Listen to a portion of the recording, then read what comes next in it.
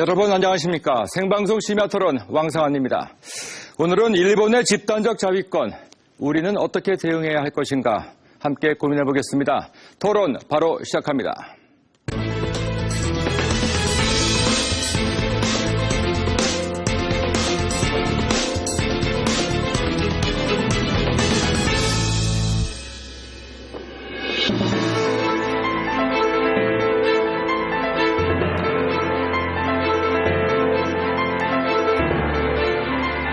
네, 오늘 나와주신 분들 소개해 드리겠습니다. 한림국제대학원 대학교 전옥현 교수입니다. 안녕하십니까. 한신대학교 하종문 교수입니다. 안녕하세요. 서울대학교 박철희 교수입니다. 안녕하십니까. 연세대학교 최종건 교수입니다. 안녕하십니까. 그리고 의견 주실 분들은 지금 자막으로 나가고 있는 심야토론 홈페이지를 통해서 방송에 참여할 수가 있겠습니다. 적극적인 참여 부탁드리겠습니다. 예, 첫 질문은 전 교수께 드려보도록 하겠습니다. 얼마 전에 우리나라의 고위 관계자가 미국에 가서 일본의 그 집단적 바위권과 관련된 어떤 입장을 표명을 했는데 이것을 두고 논란이 상당히 많이 있습니다. 일본의 집단적 자위권을 용인한 것이다. 그렇지 않다. 전 교수께서는 어떻게 보십니까? 글쎄, 일본의 집단적 자위권이라고 하면 본래 이제 일본도 유엔 회원국이지 않습니까? 유엔 헌장에 보장된 일반적인 국가가 가질 수 있는 고유한 권리입니다. 그렇기 때문에 특정 국가가 그걸 용인한다, 안 한다 이런 성격의 문제가 아니죠. 일단 미일 간의 이 동맹 차원에서 집단적 자위권을 갖기로 이게 논의한 것은 지금 현 시점에서 볼 때는 특히 우리 한국 입장에서 볼 때는 우리 한반도의 안보 문제와 직접 연결되기 때문에 민감한 그런 반응을 가질 수밖에 없고 특히 현재 한일 관계가 아주 극도로 지금 악화되어 있는 환경이거든요. 그렇기 때문에 우리가 민감하게 반응할 수밖에 없다. 그렇지만 이거에 대해서 우리 김장수 안보실장이 이제 워싱턴에 가서 설명을 할 때 좀 더 적극적으로 백그라운드 설명을 국민들한테 해서 이해를 도와주는 것이 더 좋았을 텐데 그런 점이 좀 부족하지 않았나 하는 그런 아쉬움이 좀 있는 것 같습니다. 네, 용인의 대상이 아닌 것 같다. 하 교수님 동의하십니까? 아니요, 어쨌든 말씀하신 부분에서, 그러니까 국제 정치의 기본적인 룰이라는 측면에서는 어느 정도는 안보실장, 김장수 안보실장이 표현했던 것에 대해서는 인정하는 측면은 있습니다만, 문제는 그 얘기가 갑작스럽게 외신으로 날아들면서 야스쿠니 참배라든지 일본군 위안부 문제, 현재 악화된 한일 관계 맥락에서 이 얘기가 던져졌을 때 적어도 집단적 자위권 문제는 한일 간의 문제인 동시에 그리고 한국 국민에 대한 국내 정치의 문제도 똑같이 게재되어 있습니다. 그런 측면에서 사전에 예고 없이 던져진 측면에서 보자면 이 문제가 어쩌면 정부가 이 문제를 조율해 나가는 여러 가지 입장이 있었을 텐데 사전에 국민들에 대한 설명을 구하는 건 아니다고 하더라도 최소한 돌아가는 상황에 대한 설명들이 있었으면 최소한 국민들이 받는 충격은 좀 덜하지 않았을까 네. 그런 생각을 가지고 봅니다. 좀 분명하게 하고 들어가죠, 박 교수님. 집단적 자위권에 대한 우리의 입장이 용인의 대상이 될 수가 없다라는 말씀을 하신 바가 있는데 조 교수께서 동의를 하십니까? 용인하지 않는 거는 좀 일단 이르고요. 왜냐하면 지금도 진행 중에 있는 사안입니다. 이 집단적 지역과 자위권이 헌법 해석 변경을 통해서 이게 정해져가지고 앞으로 딱 정해졌으면 우리가 용인을 하거나 아니면 지지 반대를 표현할 수가 있는데 아직도 진행 중인 상황이고 아마 내년 봄쯤이 돼야지 이게 결론이 날 거기 때문에 우리가 먼저 얘기하는 것이 좀 섣부른 판단이 될 수가 있고 그다음에 정부 관계자도 이 용인이라는 말을 쓴 적이 없습니다. 보도가 그렇게 해석을 한 것이지. 그리고 이 부분은 우리 국민들이 일본이 집단적 자유권을 행사하는 걸 도입한다고 그랬을 때 우리한테 직결되는 거에 대해서 여러 가지 걱정이 많으니까 우선 미국한테 가서 우리도 걱정이 있다 이 부분에 대해서는 그 부분에 대해서 우리 한반도의 주권과 영토에 관한 부분에 대해서는 우리의 직결되는 부분만큼 우리의 입장을 이해해달라는 수준에서 지금 이해되고 있는 것으로 알고 있습니다. 네, 조 교수님. 저는 요새 언론에서 나오는 것이 사실상 용인이라는 표현을 쓰는데 사실 그건 언론상의 표현일자 하더라도 저는 제 생각에는 우리 정부가 원칙적으로 동의해 주는 것이 아니냐라는 모양새가 나오는 것 같아요. 특히나 이러한 것들이 우리 하 교수님이 말씀하셨듯이 어떤 예고 없이 우리 안보 책임자가 미국에 가서 미국과 우리가 지금 전시작전권 그다음에 한반도 상황의 안보에 관한 현안을 논의하는 중에 집단적 자위권 문제가 갑자기 불거졌거든요. 그런 상황에서 보면 아무래도 우리가 미일 동맹과 한미 동맹의 균형적 발전이 이 지역 안정에 도움이 될 텐데 우리가 너무 선제적으로 집단적 자위권에 대해서 먼저 발언하는 것 자체가 저는 전술적으로나 외교적으로 상당히 큰 실수였다고 저는 생각을 합니다. 예. 글쎄요, 일본이 지금 추진하고 있는 그 집단적 자위권, 이것이 우리나라에 어떤 영향을 미칠 것인가, 또 우리는 어떻게 대응해야 할 것인가, 이것이 오늘의 주제가 될 것 같은데, 정 교수님.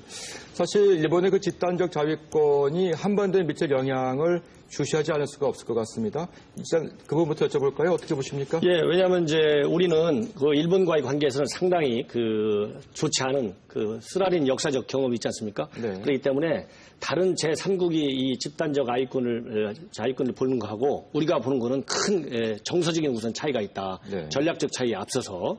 왜냐하면은 불행하게도 기억을 더듬으면 1905년 정도 되는데 한 100년 전쯤에 가스라 테프트라는 미략이 있었습니다. 네. 그 미략을 통해서 일본의 한반도 지배를 미국이 용인하는 그런 역사적으로 불행한 사건이 있었거든요. 네. 100여일이 지난 오늘날 이러한 비슷하게 지금 앞에 최 교수님께서 말씀하신 대로 국민들이 보기에는 느닷없이 일본의 집단적 자위권을 허용한다는 게 언론을 통해서 딱 터졌거든요. 네. 그렇기 때문에 우리 국민들은 정서적으로 우선 굉장히 놀래고 당혹하고 좀 불안한 그런 감정을 떨쳐버릴 수가 없다. 네. 이런 생각이 듭니다. 그 다음에는 이제 현재 우리가 안보적으로 가장 중요한 것이 이 한일 동맹 관계. 그 다음에 이제 미일 동맹과의 축에서 중국의 부상이 이제 논의가 되고 있는데 네. 이 가운데서 미일 간에 집단적 자위권을 허용할 경우에는 우리 한미 동맹 차원에서 고리가 걸릴 수밖에 없는 상황이거든요. 네. 이것이 바로 중국에게는 바로 중국 포위망으로 바로 비칠 수 있는 소지가 있는 것이죠. 네. 그렇기 때문에 이 집단적 자위권 허용 문제를 우리가 면밀히 고찰을 해야 될 것이고 특히 우리가 집단적 자위권을 논의를 하는 데 있어서는 상당히 제한적으로 추진하는 방향으로 한미 간 또 한일 간에 논의를 해야 되겠다 이런 생각이 듭니다. 제한적이나마 이를 받아들이는 것이 옳겠다. 제한적으로 우리가 이 일본의 집단적 자위권이라고 하는 것은 그 성격 자체가 순기능적인 측면도 있고 역기능적인 측면도 있습니다. 예. 우리가 그래서 순기능적인 측면은 더 살리고 역기능은 좀 줄이는 그런 외교적인 전략적 노력을 해야 된다 이런 생각이 듭니다. 예, 하 교수님. 네, 지금 말씀하신 측면에서 보자면 집단적 자위권에 대한 수용은 여러분들이 말씀하셨듯이 사실상 한국 정부가 직접적인 의사표명을 한다고 하더라도 일본이 거기에 대해서 직접적인 영향을 받으리라고 생각하기도 사실 어려운 상황입니다. 근데 문제는 뭐냐면 아까 말씀하신 대로 박 교수님 말씀하신 대로 내년 봄쯤이면 일본에서 결론이 날 텐데 문제는 그 시한이라는 것도 굉장히 중요할 것 같습니다. 네. 우리한테 남겨진 시간이 한 6개월이 채 안 되는 시간인데 그 안에 집단적 자위권이 성사되었을 때 동북아시아의 안보 질서나 상황이 변한다라고 하는 것은 누가 봐도 명확 관한 사실이거든요. 네. 그러니까 그런 측면에서 남북 분단이라는 상황, 그 다음에 중국과의 최근의 밀월 관계라고 하는 것이 일본과 미국의 어느 정도의 견제 심리도 분명히 발동시킨 것도 사실이고요. 근데 여러 가지로 우리가 지금 현재 선택할 수 있는 11월의 시점에서 선택할 수 있는 선택지의 측면에서도 저는 굉장히 불리한 상황에 놓여 있지 않나라는 생각이 듭니다. 그런 면에서 집단적 자위권에 대한 논란의 측면들을 우리 내부에서 조금 더 이렇게 순화시키고 그다음에 그 내부에 대해서 논의를 조금 더 진행시켜 나가는 차분한 논의가 필요할 텐데 지난 엊그제 국감에서 나왔던 얘기들도 사실 내용을 조금은 내실이 있다고 보기는 어려운 것 같습니다. 일본이 전범 국가인가 보통 국가인가 이런 얘기를 가지고 집단적 자위권을 논할 상황은 이미 넘어간 것 같거든요. 근데 그런 측면에서 여전히 국민들이 당혹한 측면과 그다음에 정부가 제시할 수 있는 정보의 측면에서도 굉장히 불일치가 있다라는 하는 것이 현재의 상황이 집단적 자위권의 용인을 넘어서서 제가 볼 때는 굉장히 우리로서는 좋지 않은 상황이 아닐까 그렇게 판단합니다. 내부적으로 순화시키다는 게 무슨 말씀이시죠? 내부적으로 이 논의를 조금 더 심화시키면서 한국 정부나 그다음에 한국 국민들, 그러니까 한국이 취해야 될 방침에 대해서 기본적인 논의가 진행이 돼야 되는 건데 네. 여전히 정부에서는 갑자기 정보가 떨어져 나오고 실제로 논의할 수 있는 여러 가지 그 지평이라는 것은 굉장히 좁고요. 네. 그다음에 야스쿠니 참배라든지 위안부 문제를 둘러싼 한일 관계가 악화된 상황들이 있다고 한다면 네. 사실 집단적 자위권은 굉장히 감정적인 논의로 흐를 가능성이 많습니다. 네. 그러니까 그런 것들이 조금 더 내부에서 견실한 논의들을 해나가는 시간이 짧지만 한 필요하다는 가지만 더 거죠. 여쭙고 기회 드릴게요. 그러면 그 방향을 얘기를 할 때 네. 받아들이는 쪽으로 어떤 그 방향을 잡아야 된다고 보십니까? 아니면은 집단적 자위권을 반대하는 쪽으로 방향을 잡아야 한다고 보십니까? 저는 그 부분에서는 아마 정부는 결국에는 용인 내지는 받아들인다든지 그 어느 쪽에 대해서도 명확한 표현을 하지 않을 것 같습니다. 교수님께서는 어느 방향이 된다고 생각하십니까? 저는 개인적으로는 일본의 집단적 자위권 자체가 제가 가지고 있는 여러 가지 동북아의 실서상에서 보더라도 굉장히 우려스러운 상황이고 네. 한국 정부로서는 또다시 복잡한 상황에 내밀릴 것이기 때문에 저는 사실 가능한 개인적으로 막아야 된다. 예, 박 교수님. 그 한국이 처해 있는 입장은 참 어려운 것 같아요. 왜냐하면 우리 국민 정서, 일본하고의 특수한 경험 때문에 그 일본에 대해서 굉장히 부정적인 인식을 가지고 있고 신뢰를 하지 못하고 있고요. 그런데 문제는 한국이 그 미국하고의 동맹을 맺고 있는 나라거든요. 근데 이 집단적 자위권이라고 하는 거는 개념적으로 얘기하자면은 동맹국이나 우호국이 제3가국의 미국이 일본의 동맹국이나 우호국이 제3국에 의해서 공격을 받았을 때 그것을 자국에 대한 공격으로 간주를 해서 반격할 수 있는 권리거든요. 일본의 입장에서 보면 미국은 동맹국이고 일본은 우호국에 아마 속할 겁니다. 동맹은 아니지만. 그렇기 때문에 한국같이 남북이 분단된 상태에서 유사사태가 발생할 수 있는 가능성이 있고 또 미국하고의 동맹국이고 그런 입장이기 때문에 한국으로 봐서는 무조건 반대다라고 하는 것이 과연 우리한테 외교적인 선택으로 적절한가라고 하는 논란을 가질 수밖에 없습니다. 그런데 미국이나 영국, 호주가 지지했으니까 한국도 그냥 따라가가지고 한국은 지지하자 이런 입장도 태하기 힘들고 그렇다고 북한이나 중국처럼 우리는 그건 용인 불가하다라는 입장도 한국의 입장은 아니라고 봅니다. 그런 의미에서 한국은 역시 우리의 국익에 맞는 선택을 해야 되지 않는가 그렇게 생각을 합니다. 그게 뭘까요? 그 부분은 아까 우리 전 교수님께서 말씀하신 것처럼 그냥 우리가 그냥 일본이니까 못 믿겠고 딴지를 건다 그런 수준이 아니고 집단적 자위권이 추진하는 거에 정당성이 어느 정도 있는지 과연 국민적인 설득력이 일본 내에서 얼만큼 있는지 주변국에서 양해할 수 있는 부분인지에 대해서 우리가 얘기를 해야 되고 지금 현재에서는 아직 시간이 남아있기 때문에 우리가 가지고 있는 우려를 충분히 전달하는 것이 그 집단적 자위권 논의에 일정 정도의 영향력을 가질 수 있다고 볼 수 있습니다. 그 부분에 대해서 우리가 그 부분 차후에 말씀드리겠는데 그런 부분에 대해서 얘기해야 된다고 봅니다. 교수님의 입장도 좀 분명하게 여쭤보겠습니다. 그러면 개인적으로 어느 방향이 대한민국이 취할 방향이라고 보시는 겁니까? 그 한국이 취할 방향은 우리가 잠재적인 수혜자라고 하는 방향도 있기 때문에 무조건 반대만 하는 것은 옳지 않다고 생각합니다. 예, 알겠습니다. 최 교수님.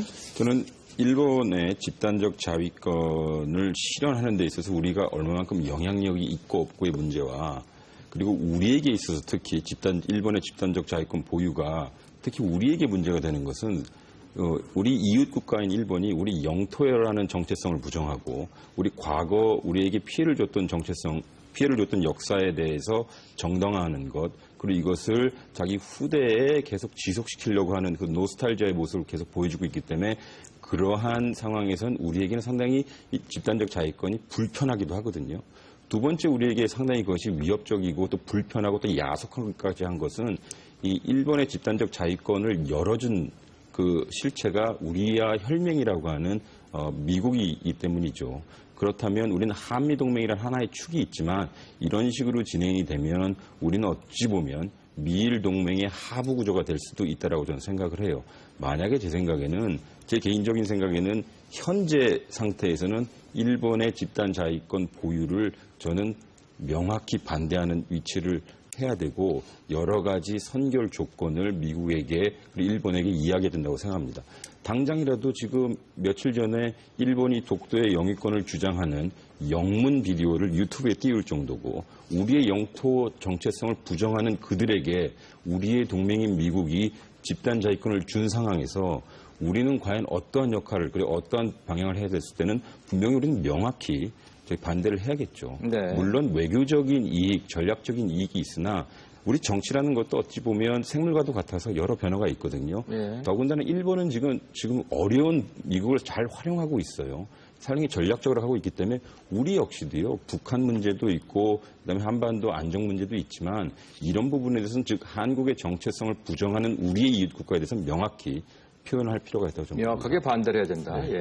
제가 한 가지만 추가를 하자면은 지금 우리 한국에서는 당연히 직접적인 당사자이기 때문에 한반도 유사 상황을 가정한 일본의 집단적 자위권 허용이 어떤 영향을 줄 것이냐 거기에 이제 논의의 초점을 맞출 수밖에 없는데 미국의 경우에는 이제 미일 동맹이라고 하는 것은 꼭 동북아 한반도만 한정된 게 아니거든요. 우리 지금 한미 동맹도 지난 우리 대통령의 한미 정상회담을 계기로 글로벌 동맹으로 지금 굉장히 확대되지 않습니까? 네. 그렇기 때문에 일본의 집단적 자위권 허용이라고 하는 것을 한반도 플러스 알파죠.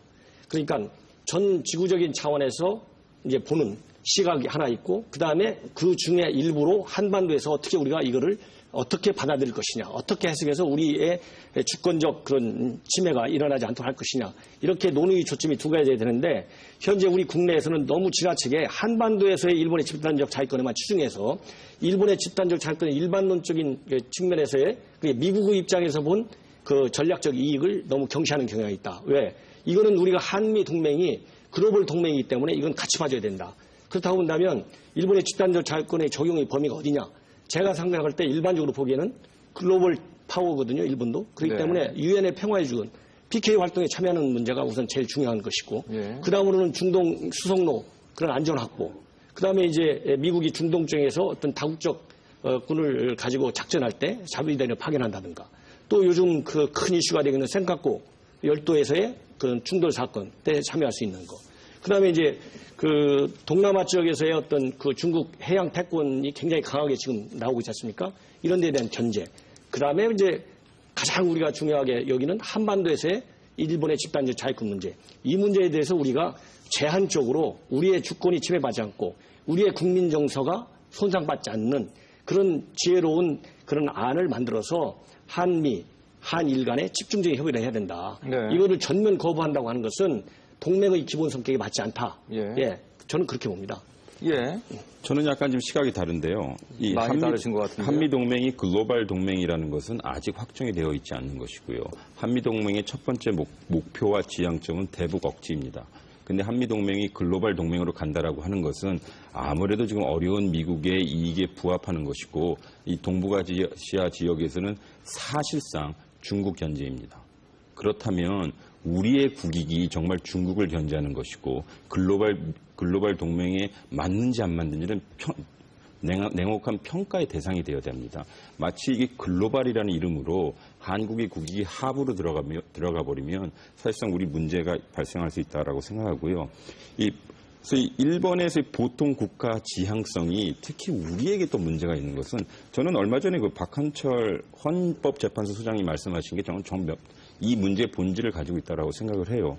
65년도에 처음 체결한 한일 청구권에 의하면 통상 알려져 있는 것이 위안부 문제도 포함해서 모든 청구권이 사라졌다라고 하는데 그 당시 위안부 문제는 거론되지도 않았을 뿐더러 우리 68년 유엔 결의 2391호에 의하면 전쟁 시에 벌어진 반인륜적 범죄는 공소시효가 없습니다.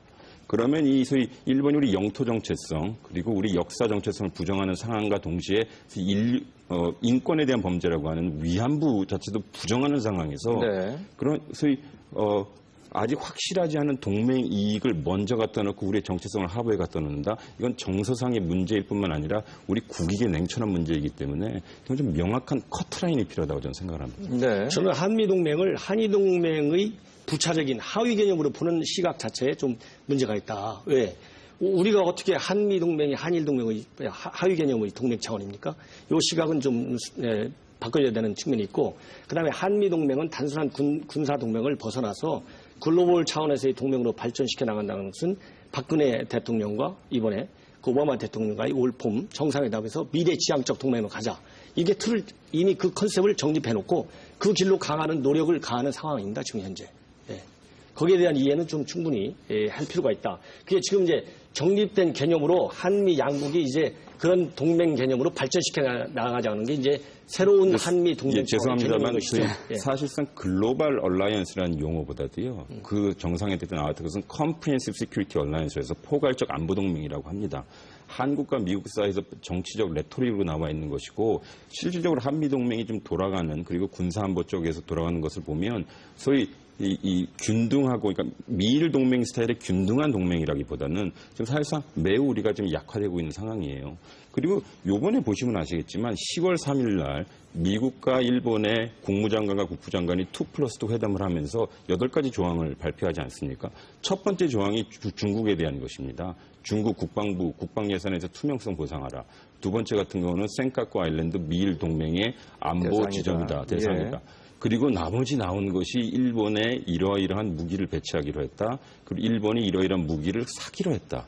이런 것들이거든요. 네. 그리고 현재 이렇게 보면 지금 이 동북아의 안보 구도가 우리의 국익에 있어서는 안정이라고 한다면 지금 미국과 일본, 그다음에 중국이 갈등을 엮어가는 상황에서 특정 편을 들어준다? 저는 네. 우리에게 안 좋은 것 같아요. 예. 한 가지 제가 조금 옛날 얘기로 간다면 1997년에 그러니까 올해부터 개정하려고 하는 미국과 일본 사이의 그 신 가이드라인에 관한 얘기가 나왔을 때 그때 당시 처음으로 한반도에서도 적어도 그 일본의 자위대가 한반도에 올 수도 있다라고 하는 얘기가 외신을 통해서 전해지게 됐었습니다.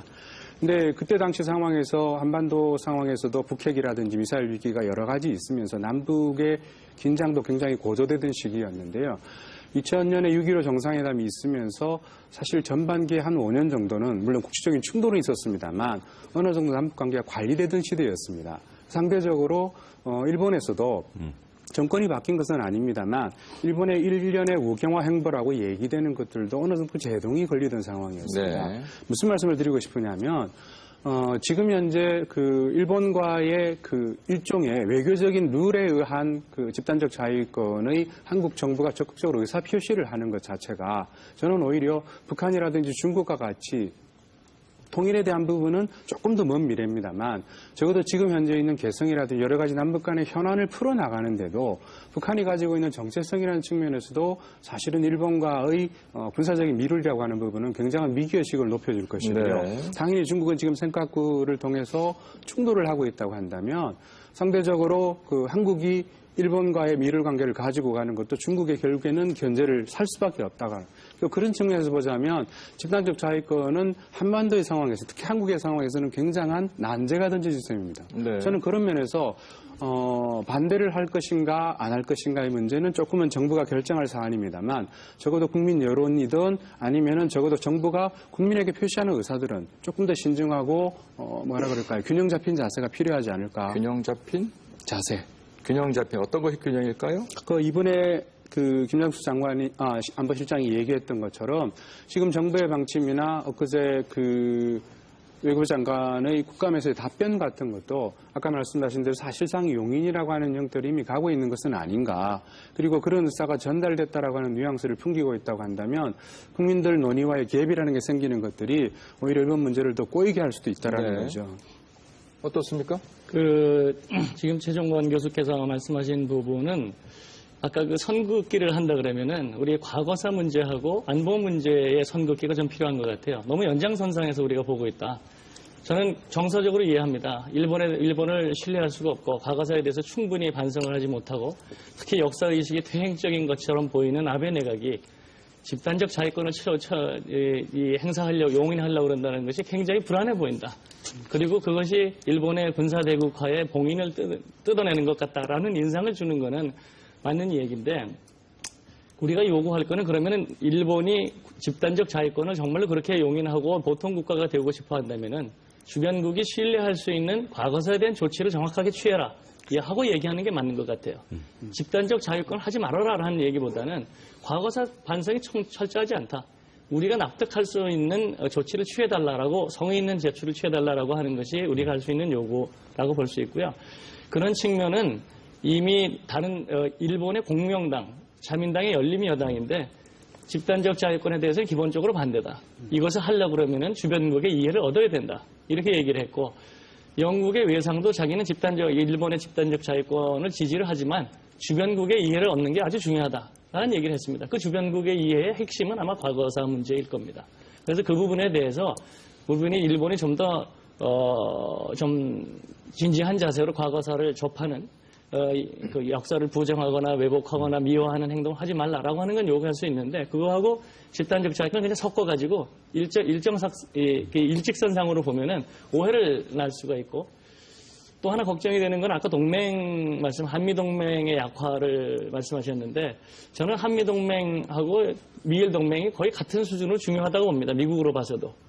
그게 어느 한쪽이 우회가 되고 밑으로 가는 그런 얘기는 아니고 그래서 일본한테만 쓰던 린치피라는 용어를 우리한테 쓰고 있는 건 바로 그런 거의 동등화 의식을 가지고 있는 건데 다만 걱정이 되는 거는 미국의 입장에서는 집단적 자위권을 도입하려고 하는 일본의 움직임이 그건 적극적으로 용인해 주려는 자세를 가지고 있습니다.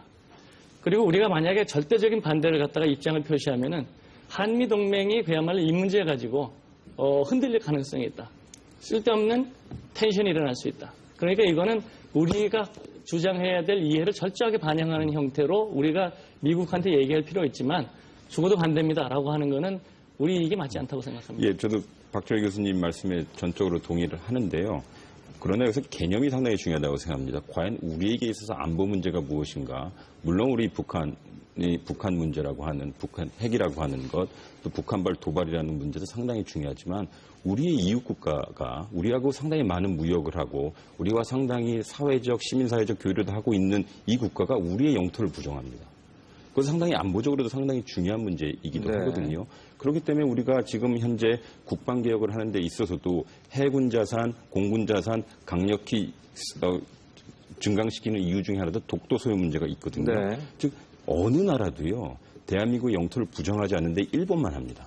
그리고 어느 나라도 대한민국의 과거사에 대해서 부정하지 않습니다. 그런데 그 가해자가 우리에게 부정합니다. 그렇다면 실질적으로 우리에게 위험을 가는 북한 역시도 위협이기도 마찬가지지만 우리의 존립적 근간, 우리의 역사적 정통성에 대해서 상당히 많은 부정을 하고 때로는 그들이 우리에게 고통을 가했던 역사를 마치 그리워하는 듯한 모습을 보이는 그들도 안보 문제일 수 있죠.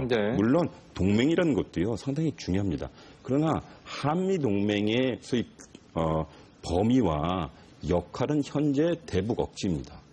그리고 미일 동맹은 아무래도 지역 안정과 미국의 전력 투사를 위한 중요한 전략 기지이죠. 그런데 중요한 것은 과연 우리가 미일 동맹의 성격처럼 한미 동맹의 역할을 변화시킬 것이냐 아니할 것을 근저에는 우리의 안보 비전이 무엇이고 그리고 우리의 안보 이익이 무엇이냐를 먼저 따져야 되는데 미일이 이렇게 가고 있으니 우리도 같이 가야 되느냐라고 한다면 왜 우리는 같은 동맹인 미국한테 이거 우리가 문제야. 이거 우리를 부정하는 일본하고 어떻게 똑같은 스탠스를 취할 수 있겠어라고 반드시 이야기해야죠. 그런 면에서 본다면 안보 문제는 물론 북핵 문제도 있지만 우리의 정체성 근간을 뒤흔드는 일본 역시도 어찌 보면 안보 문제일 수 있다고 저는 생각합니다. 그럼 그 얘기는 정서성의 문제만은 아니라는 말씀이시네요? 저는 그 독도 문제에 대해서 한 말씀 드리겠는데요.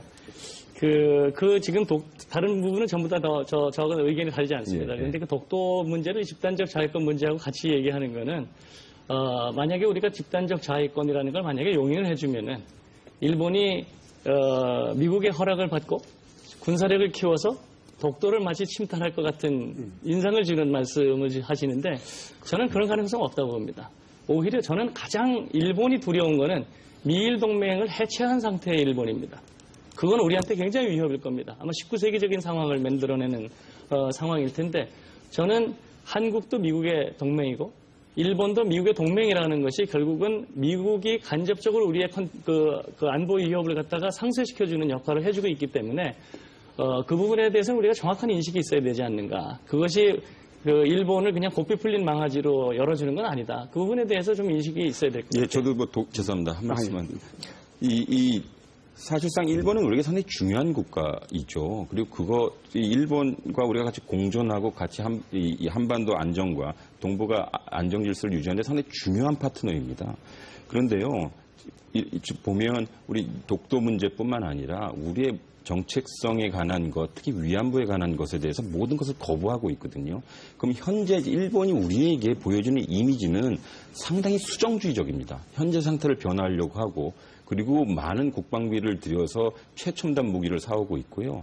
그리고 명시적으로는 북한의 위협에 대한 대비라고 하지만 또 다른 우리의 중요한 파트너인 중국에 대한 공세적인 모습을 보여주고 있어서 그런 면에서 본다면 상당히 불안정하고 네. 상당히 회색적인 많은 이미지를 투사하고 있기 때문에 상당히 우리는 이렇게 이러한 반응이 나올 수밖에 네. 없다고 생각합니다. 우리의 영토를 부정하는 나라에 대한 우리의 입장 어떻게 봐야 될까요? 그래서 지금 이제 그 집단 자위권 문제가 우리 국내에서 상당히 부정적으로 비춰지는 요인 중에 하나는 지금 이제 여러 패널들께서 말씀하신 일본에 대한 그 과거의 잘못된 역사관 이런 것도 이제 큰 원인 중에 하나지만은 미국도 우리하고 이제 동맹 관계에 있는 국가인데 중요한 국가인데 미국이 일본의 집단적 자위권을 허용해 주면서 우리가 일본에 대해서 강력히 요구하고 있는 독도 영토 문제, 그 다음에 위안부 문제, 이런 또 이 역사 교과서 문제라든가 이런 과거 문제와 관련된 사저의 반성의 문제에 대해서 우리와 이해관계를 같이 하지 않고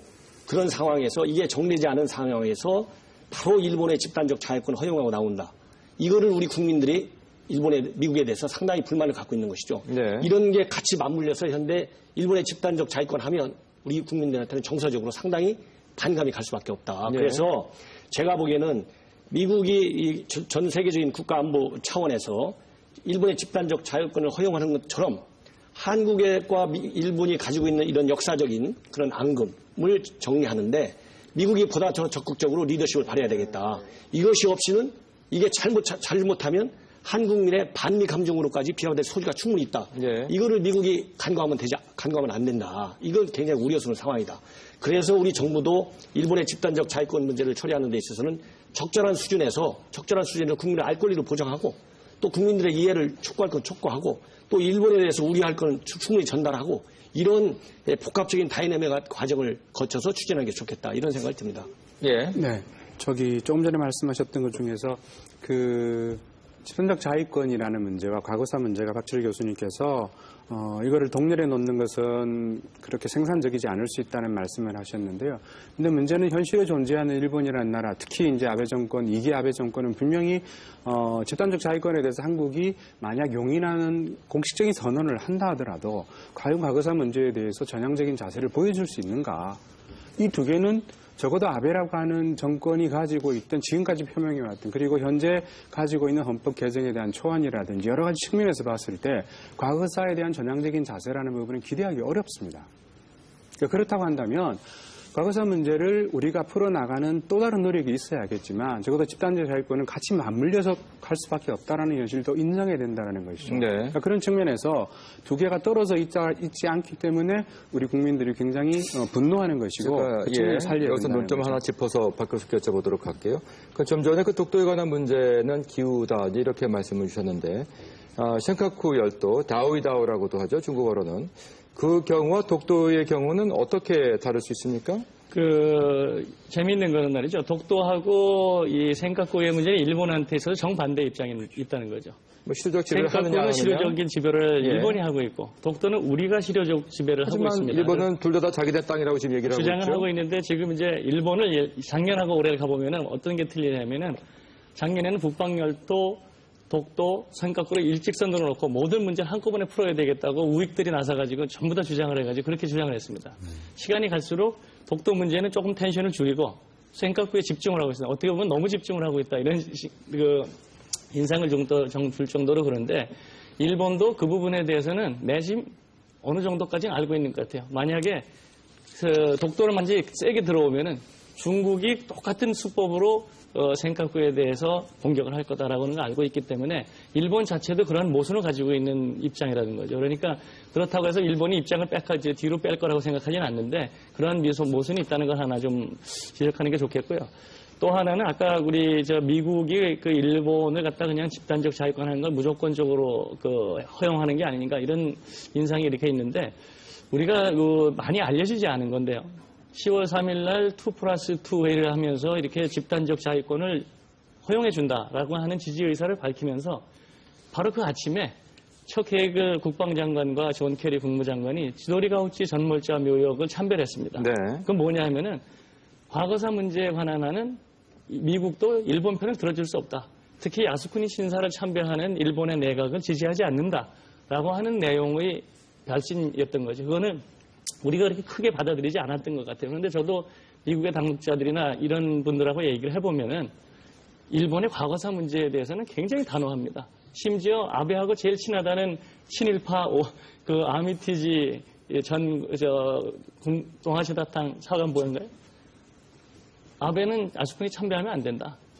그 과거사가 자꾸 미화하지 말라 이런 얘기를 가장 미국에서 친일파라는 사람이 합니다. 그런 거 보면 이게 틀린 거죠. 아미티지가 이제 그런 얘기를 한 것은 그나마 그래도 다행스러운 건데 어떻든지 간에 아미티지는 전직 관리거든요. 그게 현직 관리, 현직 미국 정부가 보다 적극적으로 동아시아, 동북아시아 안보를 챙기려고 한다면 한국이 가장 중시하는 그런 과거사 문제, 영토 문제에 대해서 적극적인 리더십을 발휘해라.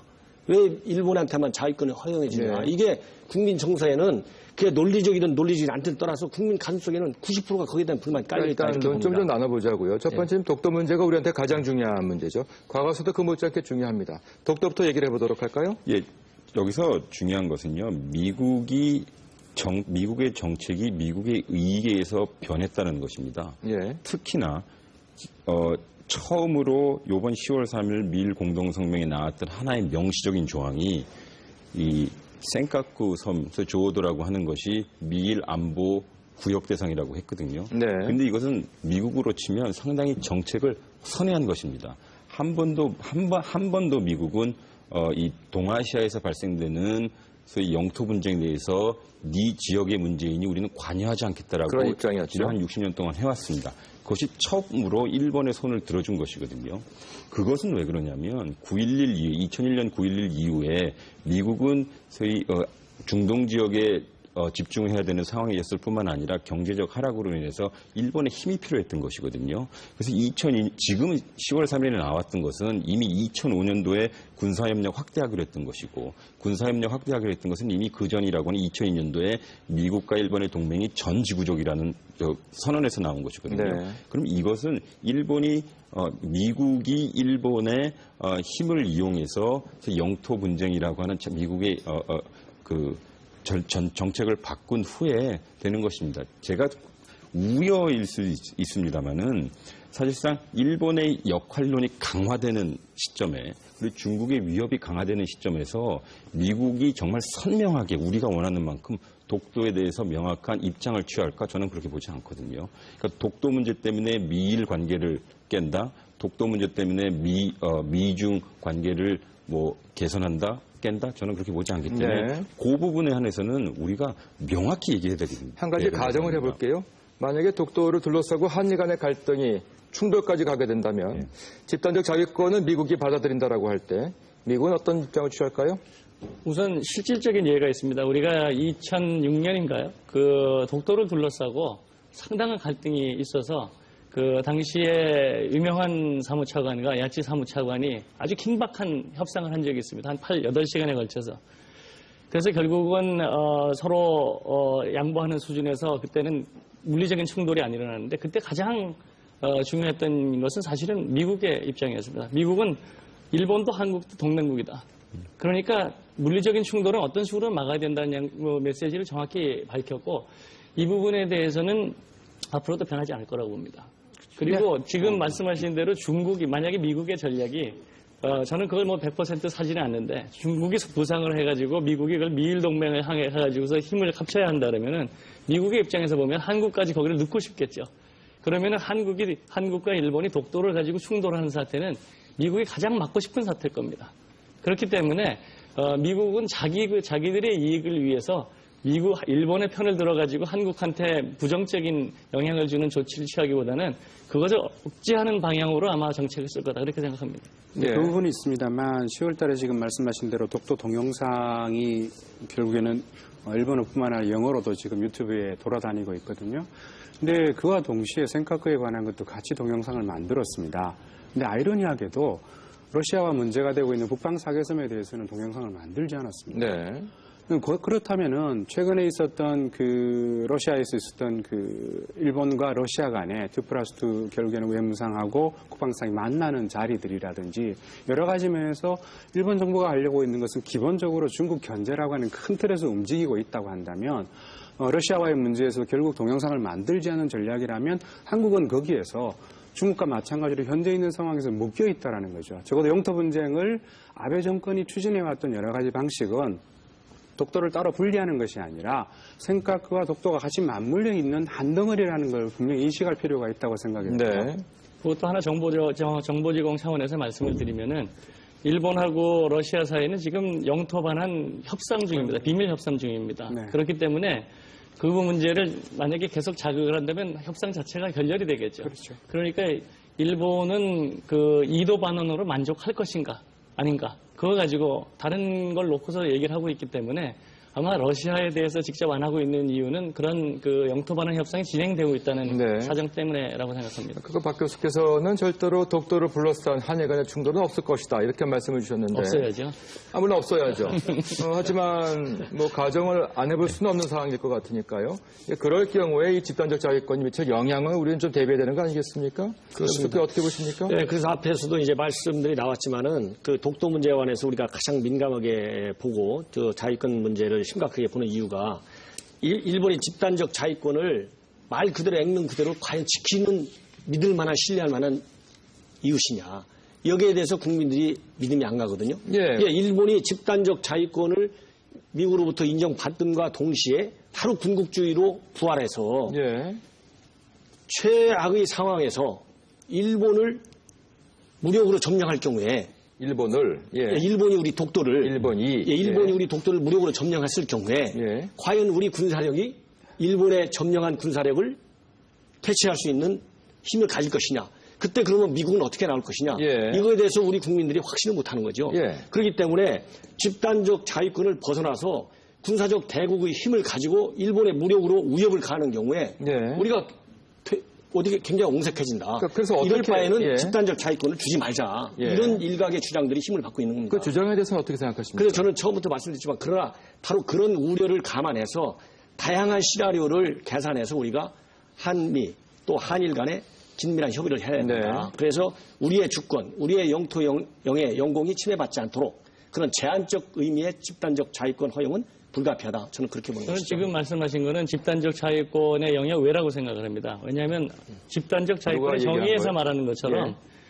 일본의 동맹국이나 우호국이 제3국에 의해서 공격을 받았을 때 자위권을 발동한다는 거거든요. 이거는 우호국끼리의 그 얘기이기 때문에 물론 그런 우려는 있지만 그건 집단적 이런 자위권 거죠. 때문에 되는 건 예, 아니다. 조금 제가 질문을 바꿔보면은요. 그러니까 집단적 자위권이 발동이 된다면은 예컨대 한반도에 주둔하고 있는 미군이 공격을 받을 때 한반도에 들어올 수 있다는 것도 가정할 수 있겠죠.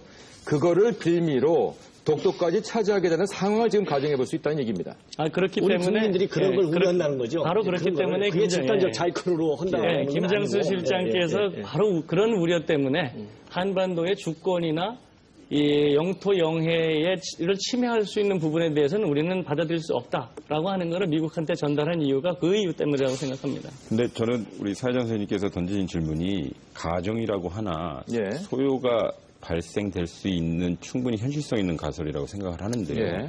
왜냐하면 좀 우리는 보통 국가로서 우리는 자위권이 있고요. 그러나 우리는 전시작전권이 없습니다. 지금 무슨 뜻이냐? 지금 예를 들어서 주한미군이 제3국의 공격을 받을 정도면 이미 그것은 전시 상태입니다.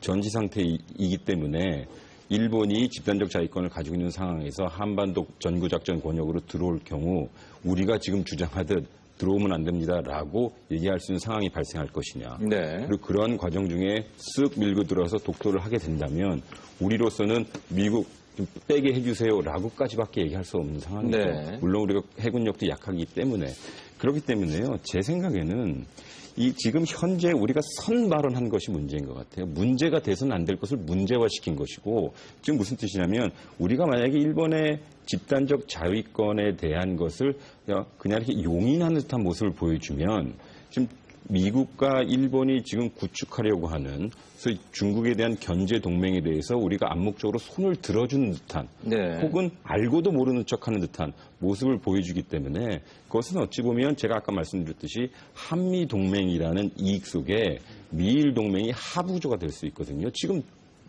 국방 쪽에서 이야기되는 것이 소위 우리가 MD를 할 것이냐, 미사일 방어를 할 것이냐 안 할 것이냐의 문제도 미일 동맹하고 연결이 되는 것이고요. 네. 중국하고는 연결이 되는 것이기 때문에 저는 왜 우리 정부가 소위 전시작전권에 대한 그 상의를 하러 간 상황에서 자리에서 왜 이 얘기를 했을 뿐만 예. 아니라 특히나 10월 초에요. 국군의 날 우리 한미동맹 가장 성공적인 동맹이라고 해놓고요. 네. 10월 3일 날 일본에 가서 미국이 2대2 회담하면서 바로 소위 일본에 이러한 길을 열어준 것이거든요. 네. 그럼 우리 입장에서 보면 성공한 동맹이라 할지라도 미국은 약간 야속하기도 합니다.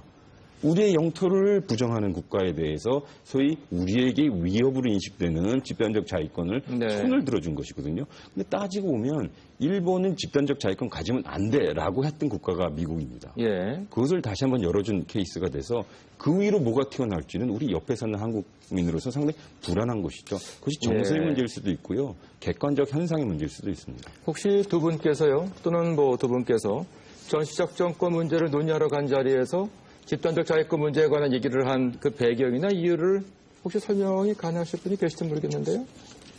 제가 예. 두 가지만 말씀드리겠습니다. 지금 그 미국이 이번에 2+2에서 집단적 자위권을 용인했다라고 하는 거는 이제 공식적으로 정부 당국자가 그런 얘기를 했다는 측면에서는 그런 요소가 있는데 일본하고 그 미국 사이에 있는 미일 안보 조약, 샌프란시스코 강화 조약, 여기에서 이미 유엔 헌장 51조에 입각해가지고 그 개별적 및 집단적 자위권을 보유할 권리가 있다면 승인한다고 얘기를 했던 거고요. 2000년에 나온 아미티지 보고서, 2007년에 나온 아미티지 보고서에서도 이미 미국은 집단적 자위권을 갖다 지지한다는 입장을 밝힌 상태였었습니다. 그러니까 제 질문은 갑자기 나온 게 죄송합니다만. 아니라는 게 첫 번째고요. 근데 왜 그 자리에 가서 하필이면 그 얘기를 꺼냈을까라는 질문이었죠. 지금 이제 미국이 그렇게 나오는 거는 미국 입장으로 보면 제가 이해갑니다. 왜냐하면은 국방비를 4천억 달러나 지금 삭감을 당했고 예. 재정 시퀘스터를 맞을 만큼 재정 적자에 시달리고 있는 나라니까 네. 미국으로 보면 자기들이 공격을 받았을 때 도와준다는 나라가 고맙겠죠. 고맙고. 그런 의미에서 미국의 입장에서는 그거를 적극적으로 용인하는 게 이상한 게 없다고 아니요. 봅니다. 제 질문은 이번에 그 김장수 실장이 미국에 간 목적은 전시작전권 문제를 논의하기 위했던 거 아니었습니까? 근데 전시작전권 문제를 논의하기 위한 그 자리에서 왜 집단적 자위권 문제에 대한 언급을 했을까라는 질문이었습니다. 이게 지금 바로 집단적 자위권은 제3국을 상정하는 거기 때문에 전시작전권도 결국은 지금 우리가 현재 휴전 상태이지만 전시를 상정을 하고 하는 거잖아요. 없으면 좋겠지만 전시에는 어떻게 할 거냐라고 하는 거고 네. 집단적 자위권도 만약에 제3국이 공격을 했을 때는 어떻게 할 거냐라는 거기 자연스러운 때문에 논의가 나왔던 연결되는 거다. 문제죠. 알겠습니다. 자, 그럼 많은 분들 나오고 계시기 때문에요. 말씀 약간 듣고 토론 이어가도록 하겠습니다. 첫 번째 분이요. 마이크 잡아주시겠습니까? 예, 안녕하십니까? 안녕하십니까. 네, 자기소개 부탁드릴까요? 부천에서 온 전명석이라고 합니다. 예, 어떤 입장이십니까? 저는 정부의 입장, 그리고 영토 분쟁 문제, 그리고 우리의 외교적 전략에 대해서 세 가지 말씀을 드리고 싶습니다. 예. 먼저 일본은 전범 국가입니다. 그리고 네. 여태까지 제대로 된 사과도 이루어지지 않았습니다. 이 일본이 그 집단적 자위권을 갖게 된다는 것을 이제 국민으로서 굉장히 우려되는 부분이 큽니다. 예. 그런데 정부는 이에 대해서 굉장히 미온적인 태도를 보이고 있습니다. 이것을 국민으로서 받아들이기 좀 어려운데 그 네. 그러니까 납득할 만한 이유에 대해서 좀 설명을 부탁을 드리고 두 번째로는 아까 많이 말씀해 주셨던 영토 분쟁 문제입니다. 저는 한 가지 가정이 더 궁금한데요. 예. 일본이 집단적 자위권을 갖게 되고 그 이후에 독도 분쟁에서 굉장히 강경하게 나왔을 때 저희 정부는 어떻게 대처할지 그 대처 방안이 있는지 그것이 좀 궁금합니다. 마지막으로 이제 초반에 말씀해 주셨는데 미국이 일본의 집단적 자위권을 주어서 중국을 견제하려는 것으로 보입니다. 이제 우리 경제는 미국, 일본뿐만 아니고 중국에도 상당한 영향을 받고 있습니다. 네. 만약에 이후에 일본이 집단적 자위권을 갖고 미국, 일본 대 중국의 대립 구도가 되었을 때 네. 이 세 국가에 대해서 우리는 우리의 국익을 위해서 어떠한 외교적 전략을 갖고 있는지 네. 그 점이 좀 궁금합니다. 예. 사실 그 질문에 대한 답은 정부 당국자도 이 자리에 나온다 하더라도 참 답을 하기가 곤란한 문제가 아닐까 싶은 생각이 드는데요. 또 다른 분 말씀 들어볼까요? 마이크 잡아주시겠습니까? 안녕하십니까? 네, 그 서대문구산의 대학생 심재현입니다. 예, 어떤 입장이세요? 한국 국민의 입장으로서 죄송합니다. 예, 뭐 죄송할 거 없으시고 예, 다른 분 먼저 말씀 나눠볼까요? 예, 말씀하십시오. 하겠습니다. 집단적 자위권을 갖는다는 것 자체가 정서적인 방관과 걱정이 되는 것이 사실입니다. 하지만 일본이 이미 여러 가지로 이미 여러 국가에서 지지를 받고 있고, 또한 중국 대외 팽창 전략에 대한 견제라는 명분 또한 갖고 있는 것 또한 사실인 걸로 알고 있습니다. 예. 이러한 상황 속에서 우리나라 정부가 어떤 부분들을 일본의 그런 행방들을 막고 견제할 수 있을까라는 대한 고민이 있는데, 네. 그렇다면은 우리나라가 좀 더 외교적인 노력이 필요하지 않나, 이 상황에 대해서 외교적인 노력을 통해서 네. 이런 상황들을 좀 타개해야 네. 되지 않나라는 것이 저의 생각입니다. 네. 좀 전에 리허설 때 참 잘하시더니만. 예, 옆에 계신 분이요. 예. 네, 안녕하세요. 자죽방 네트워크의 김영범입니다. 예, 반갑습니다. 말씀 네, 부탁드릴까요? 반갑습니다. 오늘 이렇게 여러 교수님들 말씀을 좀 들어보니까 사실 오늘 이 자리가 우리나라가 굉장히 힘이 없어서 약해서 이런 또 논의를 하는구나라는 생각이 좀 들고요. 저는 말씀드리고 싶은 게 먼저 군사적인 측면에서 그 말씀을 좀 드리고 싶거든요. 네. 교수님들께서 말씀하실 때 독도 문제까지도 말씀을 좀 하셨는데, 결론적으로 우리나라가 현재 해군력도 그렇고 공군력도 그렇고 모든 게 일본에는 안 되고 있거든요. 군사력 수준도 국방 예산 수준도 국방비 그 GDP의 3% 정도를 달성해야 되는 게 현재 우리나라의 상황인데 도저히 그런 상황이 아니기 때문에, 그래서 독도 문제도 걱정을 하는 것이고, 일본이 우리나라에 진주했을 때, 독도를 침탈했을 때 이런 문제들을 걱정하는 것이라고 봅니다. 그렇기 네. 때문에 그에 대한 대안으로는 첫 번째, 우리나라 국방 예산이 우리나라 현실에 맞게끔 증강이 되어야 된다라는 게 가장 선결돼야 된다고 저는 생각을 하고요. 뒤이어서 외교적인 문제도 간과할 수가 없다라는 생각이 드는데요. 지금 어떤 제 개인적인 생각으로는 과거 이유회사를 보게 되면 냉전 시대 때 어떤 소련의 위협에 맞서서 집단 안보 체제를 구축을 해서 어떤 안보를 해결했던 그런 선례가 있는데요. 우리나라 같은 경우도 일본과 또 미국과 현재 동맹 관계인, 정확하게 미국과 동맹 관계는 있지만 미국의 패권이 지고 있고 네. 중국의 패권이 올라오고 있는 이런 상황에서 이런 문제가 또 발생이 되고 있다고 저는 인지를 하고 있거든요. 네. 이런 상황에서 중국과의 교육 규모가 현재 미국의 한 2배 이상이 되거든요, 우리나라가. 네. 점점 더 중요한 국가가 되고 있는 중국과의 문제도 우리가 간과해서는 안 되기 때문에, 예. 그렇기 때문에 중국과의 어떤 군사협력, 네. 러시아와의 군사협력도 우리가 강화를 하는 그런 집단 네. 안보 체제 쪽으로도 우리가 우리의 어떤 안보를 위해서 예. 생각을 해야 되지 않나 알겠습니다. 라는 생각입니다. 지금 들으신 것처럼요. 그 가운데 특히 그 중국에 관한 문제를 생각 안 해볼 수가 없을 것 같은데, 또 하나 그 가정적인 내용을 여쭤보도록 하겠습니다.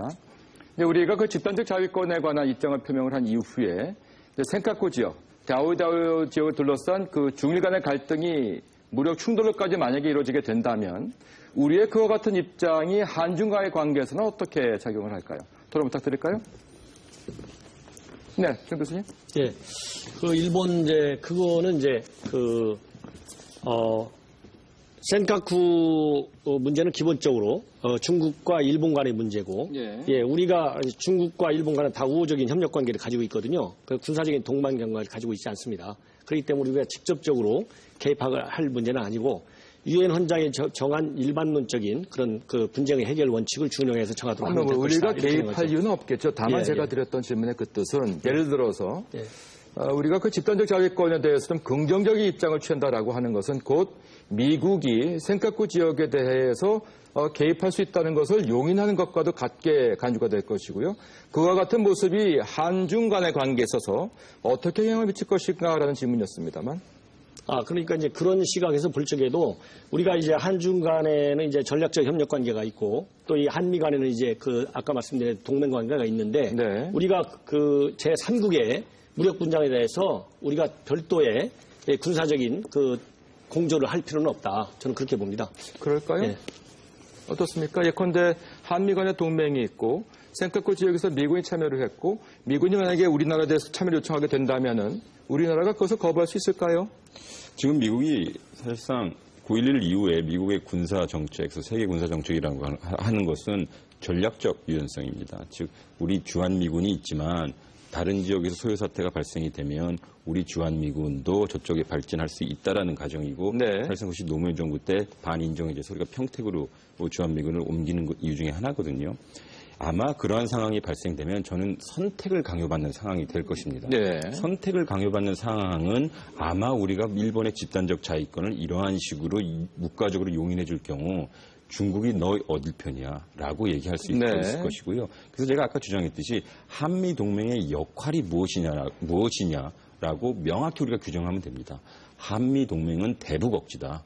그리고 지역 균형에 대해서는 어느 정도 역할은 하지만 우리의 근본적인 한미동맹의 역할은 대북 억지이기 때문에 한미동맹 범위에서 발생되는 일은 우리와 사실상 상관이 없다. 예. 이렇게 돼야 됩니다. 근데 오랜만에 의견이 비슷한데. 근데 중요한 것은요. 그러나 정말로 중국과 일본 사이에 소요 사태가 발생되고 이러한 상황에서 지금 이미 그러한 선언이 나왔기 때문에 미국이 들어가겠죠. 그러나 제 생각에는 이것이 전반적인 소위 중간급의 소위 분쟁이 나기지는 어려울 것 같아요. 왜냐하면 여전히 중국은 미국에 비해서 해군력이 약합니다. 예를 들어서 미국의 항모 전단을 격파하기 위해서는 중국에서는요.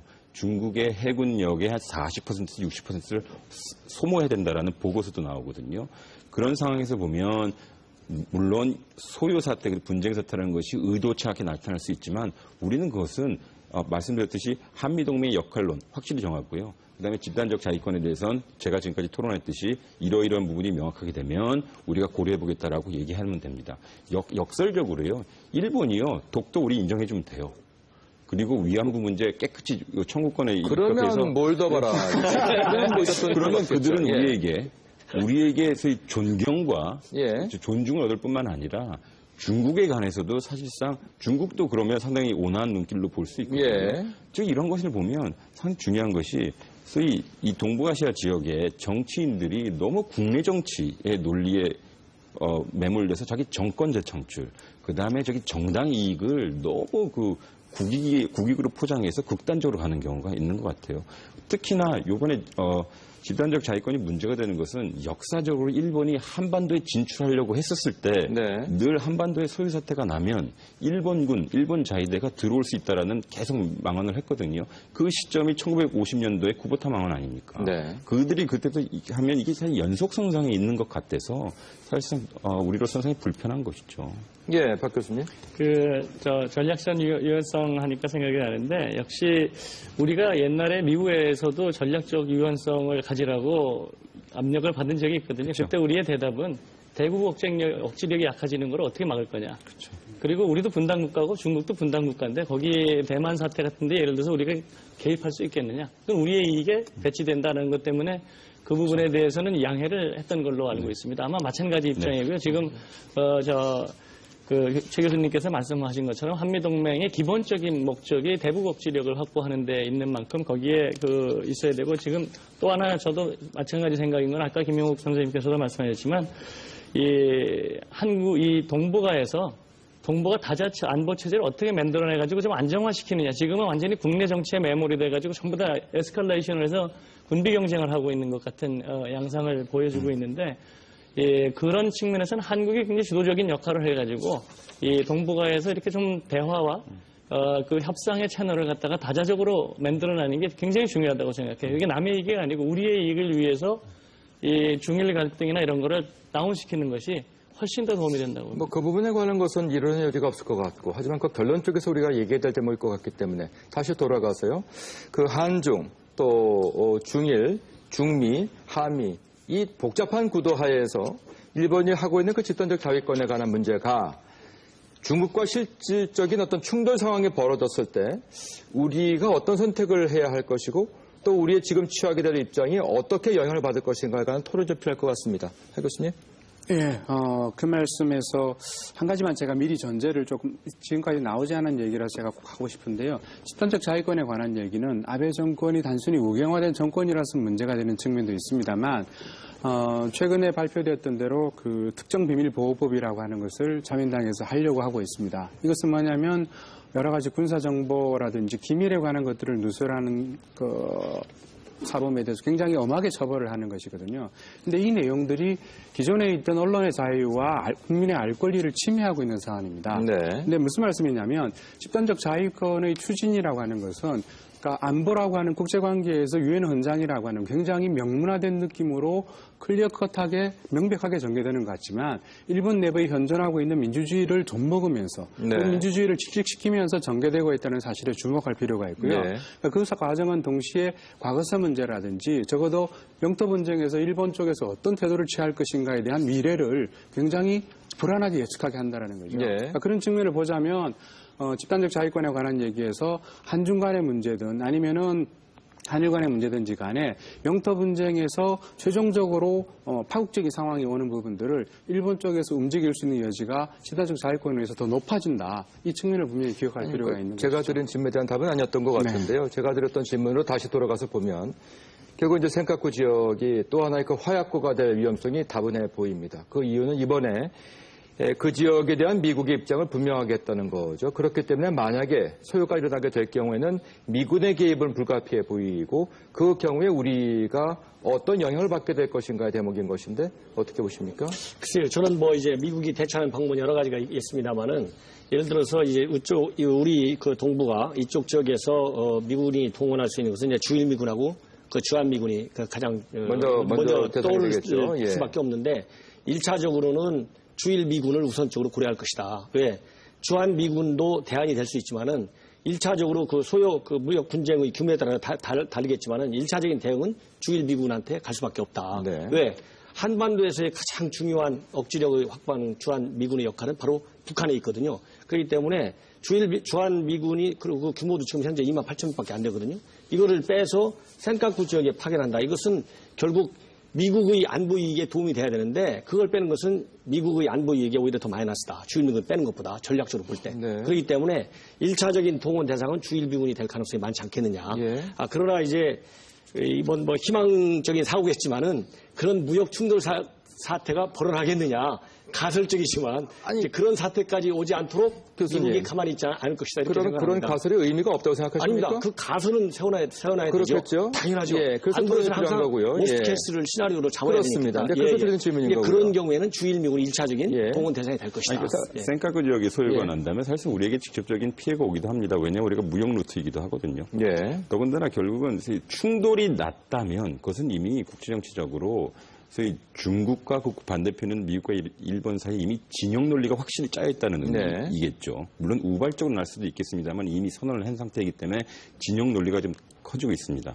직접적으로 우리에게 어떤 역할을 할래라고 물어볼 수도 있겠지만 제가 봤을 때 국제정치적으로 중국과 북한은 더 가까워집니다. 그러니까 제 질문이 이런 겁니다. 그러니까 이번에 그 센카쿠 지역을 둘러싼 미국의 입장이 분명해지는 상황에서 집단적 자위권에 관한 우리의 입장 표명이 거기에 좀 불을 붙이는 상황이 혹여되지 않을까라는 질문이었는데요. 박 교수님 어떻게 보십니까? 저는 아까 전 교수님께서 말씀하신 것처럼 만약에 중일 간에 영토 분쟁이 일어난다 그러면은 불개입의 원칙이 맞는 것 같고요. 그다음에 그렇지만 그럼에도 불구하고 두 가지는 얘기를 해야 될 것 같은데 하나는 분쟁이 만약에 발생했을 때 어떤 양상으로 어떤 원인으로 어떤 형태로 발전하느냐 생기느냐가 중요한 것 같아요. 만약에 일본이 먼저 발포를 하고 공격을 해서 일어났다 그러면 우리 일본 편 들기 힘듭니다. 그렇죠. 중국이 먼저 공격을 하는데 그걸 갖다가 우리가 일본 편은 안 된다. 그것도 이상합니다. 그렇기 때문에 그거는 일률적으로 우리가 일본이 좋다, 중국이 좋다라고 얘기할 수 있는 상황은 아니라고 보고요. 그 다음에 일반론으로 얘기하면은 미국하고 일본은 우리도 마찬가지라고 생각합니다. 해양에 있어서 힘의 행사를 통한 현상 변경을 하려고 하는 국가가 나쁜 국가입니다. 그러니까 힘을 사용을 해서 그 말씀은 일본 정부 얘기인데요. 아니 그거는 일본 정부도 있지만 미국도 마찬가지죠. 왜냐하면은 그건 우리 입장에도 됩니다. 왜냐하면 우리는 독도 문제가 다시 놀아오면은 우리가 실효적으로 지배를 하고 있기 때문에 힘의 행사를 통해 가지고 그걸 바꾼다 그러면은 그거는 우리가 뭐 확실하게 대처를 해야죠. 그러면 센카쿠 지역에 무인 정찰기가 들어올 때 쏴서 격추시키겠다고 했던 일본 정부의 발언은 타당합니까? 그 부분 굉장히 민감한 부분이라고 생각합니다. 그거는 좀 많은 논쟁을 불러일으킬 거예요. 그러니까 교수님 입장을 여쭤본 겁니다. 저는 글쎄요 그게 야, 그거 정말 상상하기 힘든 상태네요. 근데 어쨌든 지금 현재 있는 나라들은 북한처럼 어떤 면에서 전쟁이라는 부분에 대해서 우리가 전쟁의 발생 가능성을 지금 말씀하신 가설이라고 그러셨으니까 그 부분에 대한 논의는 필요한데 네. 근데 적어도 발생할 것이라고 하는 부분에 굉장한 포인트를 두면서 조금은 심각하게 논의하지 않아도 될 것 같은데 제가 생각해요. 논의하지 말자는 말씀이신 아니 건가요? 다른 논의가 더 중요하지 않나 생각도 제 사실은 생각에는요, 이러한 가설 설정을 할 필요도 없었던 것이 왜 이렇게 가설을 설정하게 된 근거에는요, 우리가 집단적 자위권에서 선제적인 혹은 원칙적 허용하는 듯한 모습을 보이기 때문이죠. 왜냐하면 일본을 둘러싼 역사 문제, 영토 문제는 중국과 우리가 사실상 같은 편에 있거든요. 왜냐하면 일본이 중국에 대한 역사를 부정하고 일본이 중국에 가해했던 여러 사건들을 부정하는 차원이고 일본이 또 우리한테 하는 것도 마찬가지이기 때문에 역사 교과서를지 영토 분쟁에서는 거의 같은 쪽입니다. 네. 그런 상황에서 미국이 집단적 자위권을 들어준 상황에서 소요 사태가 발생되면 우리로선 정말 네. 대한민국 외교의 최대 위기가 올 것입니다. 왜냐하면 정서적으로나 정체성 차원에서는 사실 중국의 예. 사이드에 있어야 되는데 소위 군사적 동맹적 차원에서는 이건 정말 애매모호해지는 것이거든요. 이럴수록 이러한 사태가 발생되지 않기 위해서 우리는 명확하게 미국에게 얘기해야 됩니다. 제가 이 질문을 드렸던 그 까닭을 다시 한번 말씀을 드리면 우리의 그 대응을 책을 마련하기 위한 거죠. 말씀하신 것처럼 그와 같은 상황이 일어날 가능성이 아주 낮다 하더라도 그와 같은 상황을 토론할 필요성은 분명히 있다고 생각하는 것이 그래야 정확한 우리의 입장이 정리될 것 같으니까요. 하나만 말씀드리면요. 역사 문제에 있어서, 역사인식의 문제에 있어서는 중국하고 우리는 인식이 같습니다. 네. 피해자니까. 네. 그리고 일본이 당연히 그 문제에 대해서 전향적으로 사죄하고 진지한 책임 있는 행동을 해야 된다고 그러는데 영토의 문제에 있어서는 중국하고 우리하고 이해가 같지 않다고 봅니다. 근데 저는 약간 다른 게요. 우리가 독도에 대해서 강력히 항의하는 것은요, 이 독도가 상징하는 역사성의 문제 때문에 그렇습니다. 그래서 널 전쟁 이후에 일본이 완전히 한반도에 들어올 때 독도를 맨 처음 점령했었고요. 사실상 독도 문제와 역사 문제는 같이 괴를 하는 것입니다. 그것이 우리가 센카쿠에 대해서 어떤 입장을 취한다 하더라도 중국의 입장에서 보면 그것도 마찬가지 아니겠습니까? 센카쿠 역시도 전후질서 차원에서 그냥 뭉실뭉실해서 미완의 과제로 해결되지 않은 영토이기 때문에 그렇게 된 거 아니겠습니까? 샌프란시스코 조약에서도 명확하게 얘기하지 않았고요. 그런 측면에서 보면 그러한 성격이 저는 유사하다는 것을 말씀드리는 거고요. 마지막으로 지금 소위 이러한 가설 혹은 가정이 우리가 이것조차도 고려하지 않고 선제적 발언을 했다라면 정말 외교적인 문제라고 저는 생각을 합니다. 왜냐하면 거기는 우리 무역 루트이기도 하고요. 우리가 지금 FTA를 교섭하고 있는 중국과의 문제도 있고요. 네. 그렇기 때문에 상당히 중요한 과제라고 생각을 하죠. 이건 문제화시키지 말아야 될 문제인데 네. 우리가 문제를 시켰다고 생각합니다. 그럼 저 입장을 이제 바꿔서 또 설명을 드려보도록 할게요. 질문을 드려볼게요. 아무튼 우리의 어떤 그 이익이라고 하는 것이 가장 중요한 대목이니까 우리의 그 국익을 생각해 볼 때 다시 돌아가서 구체적으로는 그 한중 간의 문제 생각해 볼 때 집단적 자위권에 대해서 어떻게 입장을 취하는 것이 한중 간의 관계에 도움이 된다고 보십니까? 상관이 없습니까? 우선 아니면 먼저 최 교수님께서 말씀하신 부분에 우리 영토 문제가 역사적으로 기인한다라고 하는 것도 맞고요. 샌프란시스코 강화 조약에서 해결되지 않은 문제라는 것도 맞은데 제가 말씀드리는 거는 지금 현재 실효적인 지배를 하고 있는 상태를 보면 반대의 입장이라는 거죠. 그걸 우리 정확하게 며칠 안이면 전략적 이해를 잘못 계산할 수 있다는 부분이 있기 때문에 굉장히 조심스럽게 접근해야 된다는 부분이고요. 잠깐만요. 교수님, 그와 관련했어요. 제가 이것은 좀 관련된 문제인 것 같긴 합니다만. 독도 문제에 대해서 우리가 실효적 지배를 하고 있다는 것은 분명한 사실입니다. 그런데 사실 실효적 지배의 그 범위 안에는 독도를 둘러싸는 그 여러 가지 그 이익들이 있지 않습니까? 그 수산자원이라든가 영이라든가. 우리가 그것을 제대로 챙기고 있다고 보십니까? 예컨대 독도를 기점으로 해서 일정 범위 안에서 어업권이라든가 기타 권리를 우리가 제대로 지금 행사하고 있나요? 지금 우리는 항상 하고 있죠. 지금 이거는 제가 일본 편을 들려고 그러는 게 아니고 일본에서는 무슨 생각을 하냐면은 우리가 어업협정에 지금 98년에 맺은 어업협정의 논란이 아직도 안 끝나고 있는데 그렇습니다. 그 독도 영역 12해리는 있는데 그 다음에 잠정수역으로 해서 공동수역을 마련해놓고 같이 예. 하자고 그러는데 사실은 일본의 어민들은 거길 들어오지 못하거든요. 실질적으로. 그렇기 때문에 일본의 시마네나 후쿠이 그 어민들이 불만을 가지게 된 게 거기서부터 시작됐는데 그런 측면에서는 굉장히 우리가 시효적으로 잘 지배하고 있다고 저는 생각을 합니다. 영해까지도요. 네, 영해까지도. 예. 그래서 그 부분은 저는 그렇게 그거 큰 동의합니다. 걱정 안 합니다. 예. 예. 근데 이제 아까 좀 말씀하신 거에서 한중 간의 이제 집단적 자위권의 문제에 대해서 봤을 때 이 부분은 저는 중국을 대변하는 역할을 한국이 할 필요는 없다고 생각합니다. 중국은 중국의 입장에서 집단적 자위권에 대한 입장을 표명을 할 거고요. 우리가 중국의 입장까지 다 포괄해가지고 우리가 대변을 하는 역할을 하는 거는 그거는 정말로 오히려 한미 동맹을 약화시키고 한일 관계를 굉장히 약화시키는 관계가 될 거예요. 제가 얼마 전에 중국에 다녀온 어느 학자로부터 들은 거는 중국 사람들이죠. 중국의 전략가들이 이분이 한국 한반도에 미군 존재하는 거 자기들이 인정할 수 있다. 그렇지만 한미일이 삼강연대 체제를 형성을 해서 중국을 견제하는 거는 막고 싶다. 가장 약한 고리가 한일 관계다. 그렇기 때문에 한일 관계를 계속 약하게 만드는 것이 중국의 이익이다. 라고 얘기한 거예요. 그러니까 그렇게 되면은 우리가 중국 편을 들어서 하면은 우리가 한일 관계를 약화시키려고 하는 중국의 의도에 그대로 말려 들어가는 게 되거든요. 네. 그러니까 그런 점을 굉장히 조심해야 된다고 봅니다. 예. 예. 아니, 명시적인 태도는 아니지만 사실 최근에 중국이 그 육자회담 재개라든지 그러니까 남북 관계 문제를 중국이 오히려 북핵 문제를 포함해서 선제적으로 풀어나가려고 하는 노력들을 하고 있지 않습니까? 근데 이런 관계들이 어떤 면에서 보자면 한일 간의 일정 정도의 긴장 관계가 그러니까 만들어낸 주산물 하나 일주다 부산물의 정도의 의미는 있다고 생각이 됩니다. 그러니까 무슨 말씀이냐면 한국이 전략적으로 어떤 명확한 물론 한미 동맹이 있고 미일 동맹이 있습니다만 그런 동맹을 넘어서는 어느 정도의 균형자적인 역할은 아닐지라도 최소한 중립적인 역할을 취해주는 것이 분명히 한국의 국익에 도움이 된다라는 거죠. 남북관계 문제 포함해서. 근데 지금 현재까지 보여줬던 그 박근혜 정부에서의 특히 그 김양식 실장의 말씀들은 기본적으로 현재 있는 상황을 변경시키는 적어도 중국에서는 그런 인식을 갖게 한다면 집단적 자위권이 최종적으로 성사되는 것도 결국은 한중관계에 굉장히 여러 가지 불편한 상황들을 초래할 것이라는 거죠. 네. 우리는 제 생각에는 뭐 우리 한국민들이요 중국의 역할을 대변한다고 저는 보지 않습니다. 왜냐하면 우리는 우리의 역할을 대변해야 되는데 문제는 우리가 미국의 이익을 대변하는 듯한 모습을 가끔 보였기 때문입니다. 중요한 것은요, 소위 미일 동맹의 강화는 아무래도 미국과 일본의 이익이 맞아떨어져서 되는 것인데 거기에 대해서는 저는 우리의 이익만 확실히 지키면 된다고 저는 생각을 합니다. 예. 우리의 이익이라는 것은 대북억지이고요. 두 번째는 한반도 안정입니다. 지금 사실상 돌아가는 것을 보면 우리에게 가장 시급한 안보 문제라고 하는 북핵 문제 같은 경우 사실상 미국은 큰 로드맵 없습니다. 지금 그리고 중국에 대해서 사실상 위탁 경영하고 있는 모습이거든요.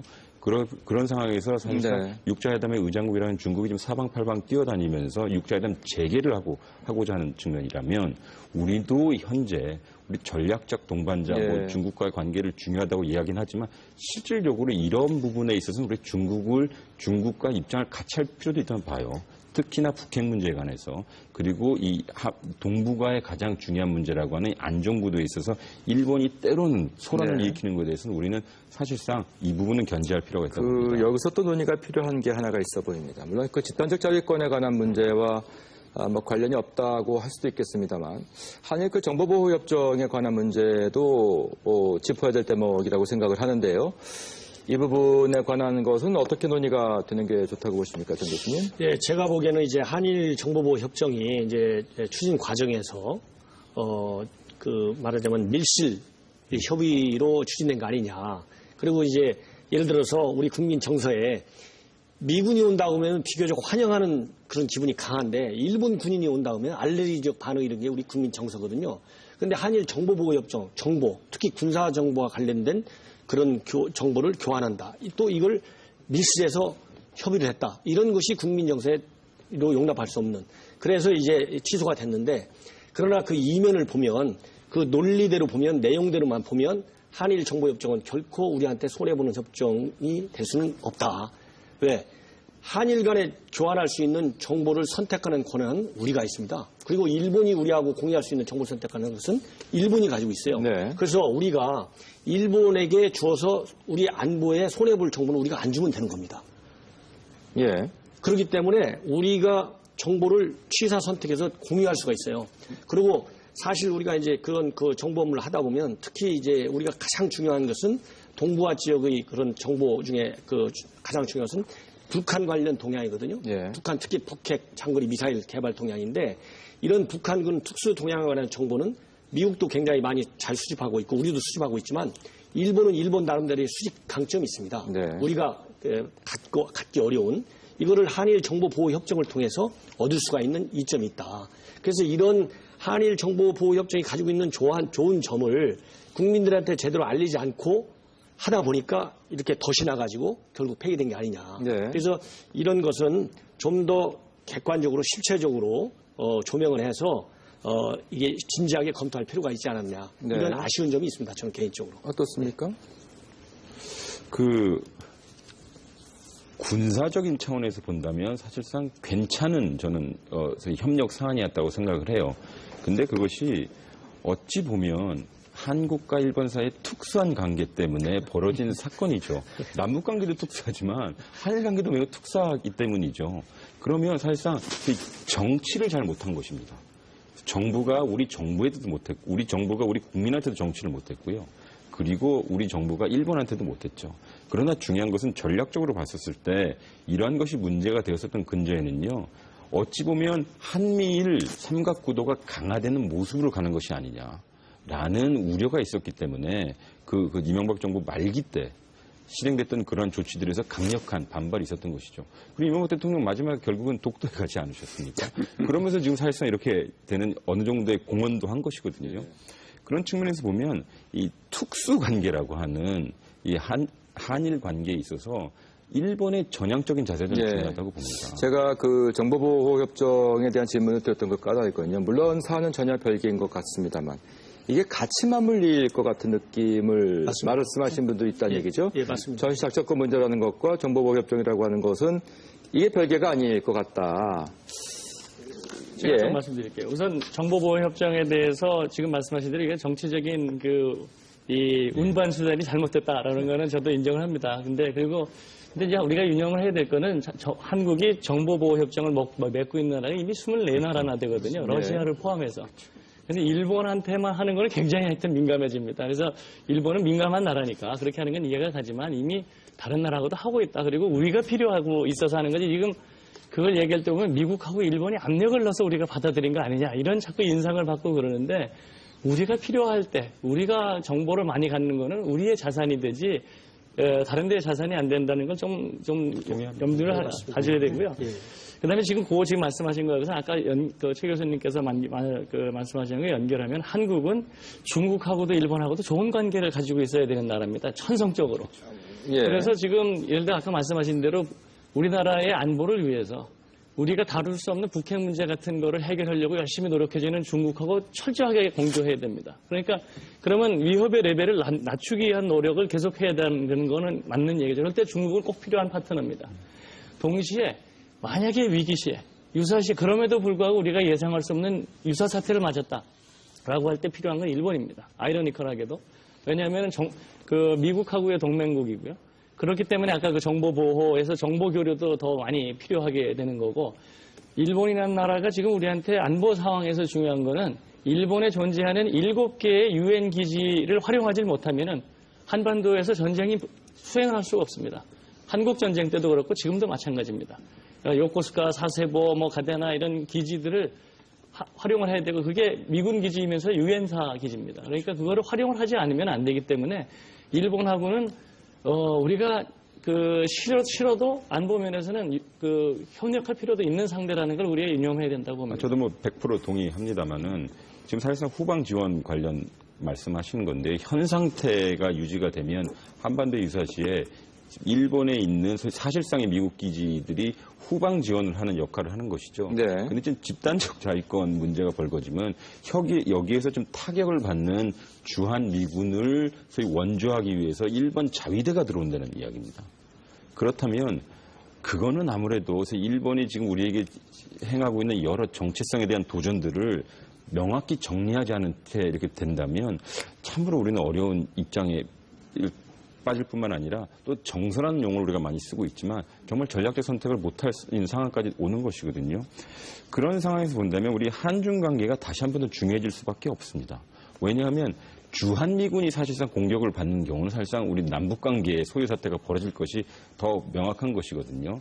그러면 지금 북핵 문제, 북한에서의 비대칭 도발 이런 것들에 대한 실질적인 지렛대를 가지고 있고 가장 많은 영향을 가진 것이 중국이라면 중국의 역할에 대해서 우리가 같이 보조하고 우리의 역할도 찾아야 되겠지만 그런 부분에 대해서 좀 인정을 하는 것이고요. 그리고 사실상 미일 동맹은 그들의 이익이 있기 때문에 그들의 이익을 관망하면서 우리의 이익을 100% 최대화하는 것은 중요하다고 생각합니다. 네. 사실 그 일본의 그 선택에 대한 의문도 상당히 남는 것이 말씀드린 것처럼 일본과 중국 간의 관계를 놓고 보게 되면 중국도 우리나라가 한미일로 엮어주는 것을 원치 않을 것 같고 특히나 일본은 우리나라가 또 중국과 가까워지는 것을 원치 않을 것 같은데 그렇다면 일본이 우리가 바라는 바를 그토록 외면한다는 것에 대해서는 참 이해하기가 어려운 대목이거든요. 그렇지 않습니까? 그 모순을 아직도 특히 지금 아베 내각에서 풀지 못한 것 같아요. 자기도 딜레마에 걸려 있다고 봅니다. 네. 안보나 여러 가지 자기가 추진하는 여러 가지 아젠다를 보면은 한국하고의 협력이 결핍될 것 같은데요. 긴밀하게 예. 불가결하게 필요합니다. 사실 우리도 동북아 평화협력 구상을 실현하려면 일본이 절대적으로 필요합니다. 그럼에도 불구하고 지금 텐션이 생기고 있는 상태거든요. 그런데 집단적 자위권 문제 같은 것도 그냥 하나의 기제인데 그런 게 나타나는. 저는 아까 최 교수님께서 말씀하신 거에 전 동감을 하는 부분은 역시 집단적 자위권이라고 하는 거를 우리가 그냥 면죄부를 주듯이 그냥 백지수표를 줄 수는 없는 거거든요. 이미 김장수 실장께서 입장을 표명했지만 한반도에 관한 부분은 우리한테 협의를 하고 사전 동의 내지는 인정이 있어야 된다는 게 끝까지 관철돼야 되는 원칙이고 아마 한반도의 영토 영해 영공에서 자위대가 활동하는 건 아마 아무도 받아들일 수가 없을 겁니다. 그러니까 그거는 확실히 해야 된다고 보고요. 그다음에 만약에 일본이 집단적 자유권이라고 하는 거를 정말 가지고 싶다 그런다면은 전략적으로 과거사에 대한 책임 있는 발언과 행동이 있어야 된다고 봅니다. 그러니까 과거를 자꾸 미화하고 왜곡하고 부정하는 걸 그대로 하면서 내가 뭘 잘못했느냐라는 식으로 한 나라한테 우리가 집단적 자유권 찬성해줄게 이러고는 정말 정서상으로도 네. 그렇고 안 되거든요. 그러니까 그런 부분은 해야 되기 때문에 그런 부분은 요구하면서 만약에 그렇게 추진한다 그러면 투명하게 네. 공개해서 논의를 하고 우리들한테 사전 설명을 다 해라는 요구를 네 분 다 그 가정을 별로 좋아하는 것 같지 않습니다. 제가 또 가정 안 할 수가 없는 게 한 가지가 있는데 미국이 만약에 우리가 요구하는 것처럼 한반도에 관한 한 어떤 그 명확한 입장을 밝히길 바라는 우리 입장을 받아들여지지 않고 그냥 그 상태대로 일본의 그 집단적 자위권을 받아들이는 상황이 벌어지게 된다면 한미 간의 관계도 그렇고 우리가 어떤 선택을 하는 게 맞다고 보십니까? 특히나 독도에 관한 문제는 명확해야 될 것 같은데요. 어떻게 가야 될까요? 일종의 그것을 우리가 처음으로 소위 검증할 수 있는 시기가 제 생각에는 내년일 텐데요. 내년에 미일 방위협력 지침이 개정이 됩니다. 네. 지금 우리가 주장하는 대로 한반도 권역에 대해서는 우리의 사전 동의를 받거나 협의해라 라는 부분이 명시적으로 소위 명문화돼서 미일 그 합의서에 나타난다면 네. 사실상 어느 정도 용인이 되겠죠. 좋은 효과가 나타날 수 있겠죠. 저는 우리 박철 선생님 말씀에 100% 동의하는 부분 중에 하나가 저는 가끔 이런 상상을 해봅니다. 일본이 독일이었으면 좋겠어요. 그러니까 뭐냐면 많은 것들을 독일처럼 전향적으로 인정해주면 지금 일본이 하고자 하는 것들에 대해서 우리가 손을 들어줄 수 있는 부분이거든요. 그러면 실질적으로 지금 보면 현재 이런 식으로 굴러가게 되면 우리로서는 우리의 이익이 실현되는 공간이 상당히 작아질 수밖에 없습니다. 네. 그렇기 때문에 제 생각에는 이러한 그 미일 방위협력 지침이 어떻게 개정되느냐의 문제, 그리고 설마 그것이 안 된다면요, 우리 내부에서 소위 반미 정서와 반미 행동, 그리고 네. 두 번째로는 지금 소위 한미 동맹의 효용성에 대한 문제가 많이 제기될 것 같아요. 네. 그리고 내년이 또 왜 중요하냐면 사실상 2015년도에 환수받기로 전시작전권에 대해서 좀 연기하겠다고 하는 것, 그리고 이번에 미국에서 나왔던 말들이 내년에 확실히 종지부를 찍자라고 네. 했었거든요. 그럼 이것이 물리면요, 이 지역이 안 그래도 영향력이 약해지는 것으로 보이는 미국의 영향력이 상당히 약해질 수도 있고 네. 또 우리로 하여금 정말 중국으로 해야 되나? 라는 소위 환경이 벌어질 수 있다고 저는 생각을 합니다. 미일 안보협약 안에 우리가 원하는 바가 반영되지 않을 경우. 네. 뭐 아까 그 앵커분께서 말씀하신 대로 그런 상황은 오지 않으리라고 이제 생각을 됩니다. 왜냐하면은 이제 한미 동맹의 기본 정신이 있거든요. 네, 그래서 굉장히 좀 긍정적인 것 같은데 낙관적이신 것 같기도 하고요. 그렇기 때문에 예. 만약에 미국이 우리의 그런 정당한 요구라고 저는 생각하거든요. 예, 정당한 요구를 받아들이지 않는다는 얘기는 일반 우리 국민이 볼 때는 미국이 한미 동맹을 깨고 들어오는구나. 이런 극한적인 상황이 올 것입니다. 네. 예, 그렇기 때문에 그거는 결국 미국이 일본의 집단적 자위권을 허용해 준다는 것은 이 동북아 아시아 지역에서의 쉽게 얘기하면 왜냐하면 방위백서도 중국하고 북한을 적으로 가성하고 있거든요. 네. 그러니까 동북아에서의 미국의 안보 이익을 지키겠다는 건데 한반도에서의 일본의 자위권을 행사하도록 허용하는 것을 미국이 허용을 하지 못한다는 한국의 주장을 받아들이지 못한다. 그러면은 미국의 동북아에서 안보 이익을 지킬 수가 없어요. 왜?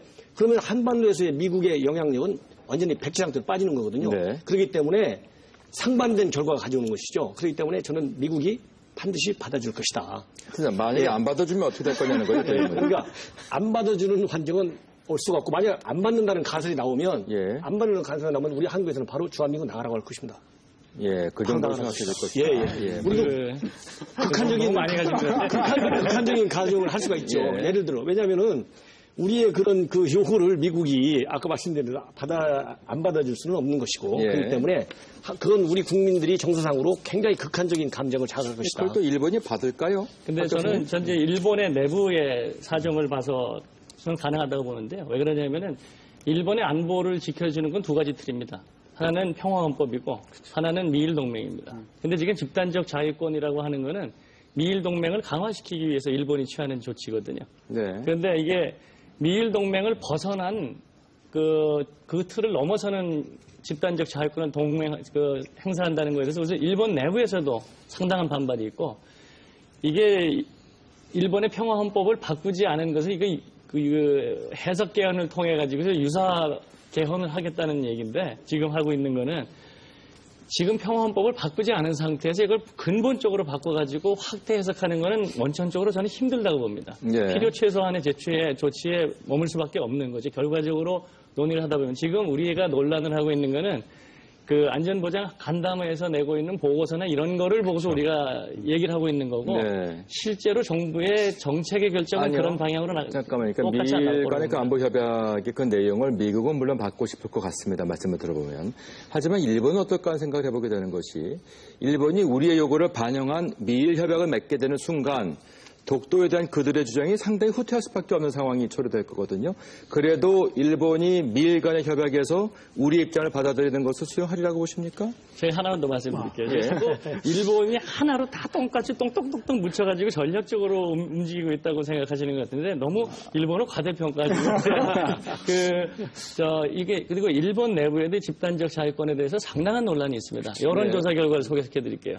교도통신에서 물어봤을 때 집단 자유권을 행사할 수 없는 상태가 좋다고 한 것이 47.4%입니다. 네. 아사히 신문에서 했을 때 집단적 자유권 행사를 하는 헌법 해석 변경을 반대하는 사람이 59%입니다. 예.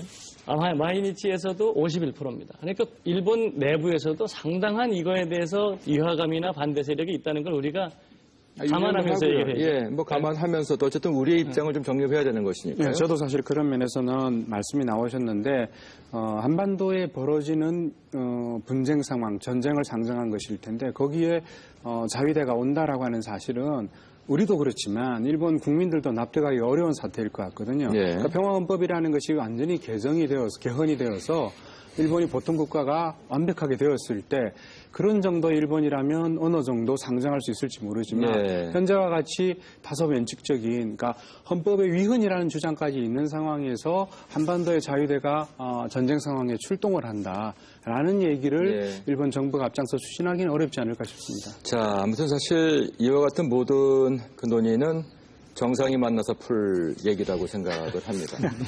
근데 그런 과정에서 사실 한일 간의 정상이 꽤 오랫동안 지금 만나지 않고 있고 이것이 언제 이루어질까를 또 생각하는 분들이 많이 계시는데 아무튼 상당히 지금 긴장이 있는 상태가 양국 간의 관계 아니겠습니까?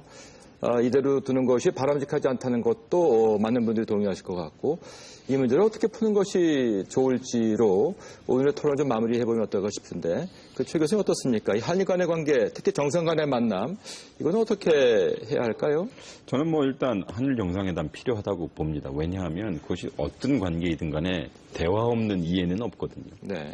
즉 우리 박근혜 대통령하고 일본 수상하고 만나서 어떠한 이런 현안에 대해서 정말 한번 이야기를 해서 정말 결단을 내리든 간에 혹은 다시 퇴행을 하든 간에 한번 만나는 모습은 보여준다고 생각합니다. 단 우리가 생각하기에 국제관계라는 것이 특히 한일 관계는 정부가 독점하는 관계가 저는 아니라고 생각합니다. 시민사회, 그다음에 우리 기업 관계, 그리고 우리 입법부의 의원들 간의 관계, 그리고 학자들 간의 여러 좀 다층적으로 좀 활동하고 있거든요.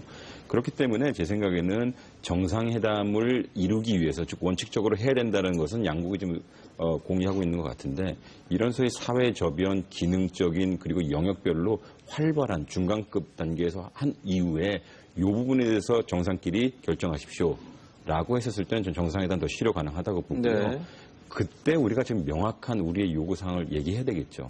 물론 그것이 될 것이냐 안 될 것이냐는 추후의 문제이나 요것도 안 된 상황에서 한일 정상회담 계속 미루면 우리에게 결국은 피해가 올 것이고요. 결국은 제 생각에는 이 동북아시아의, 동아시아의 평화구도 안정구도의 중추 국가는 한국, 중국, 일본입니다. 그렇기 때문에 이것을 우리가 풀 수 있는 한국의 중추자, 촉진자 역할을 할 수 있다면 정말 우리는 한중 관계도 좋아질 것이고요.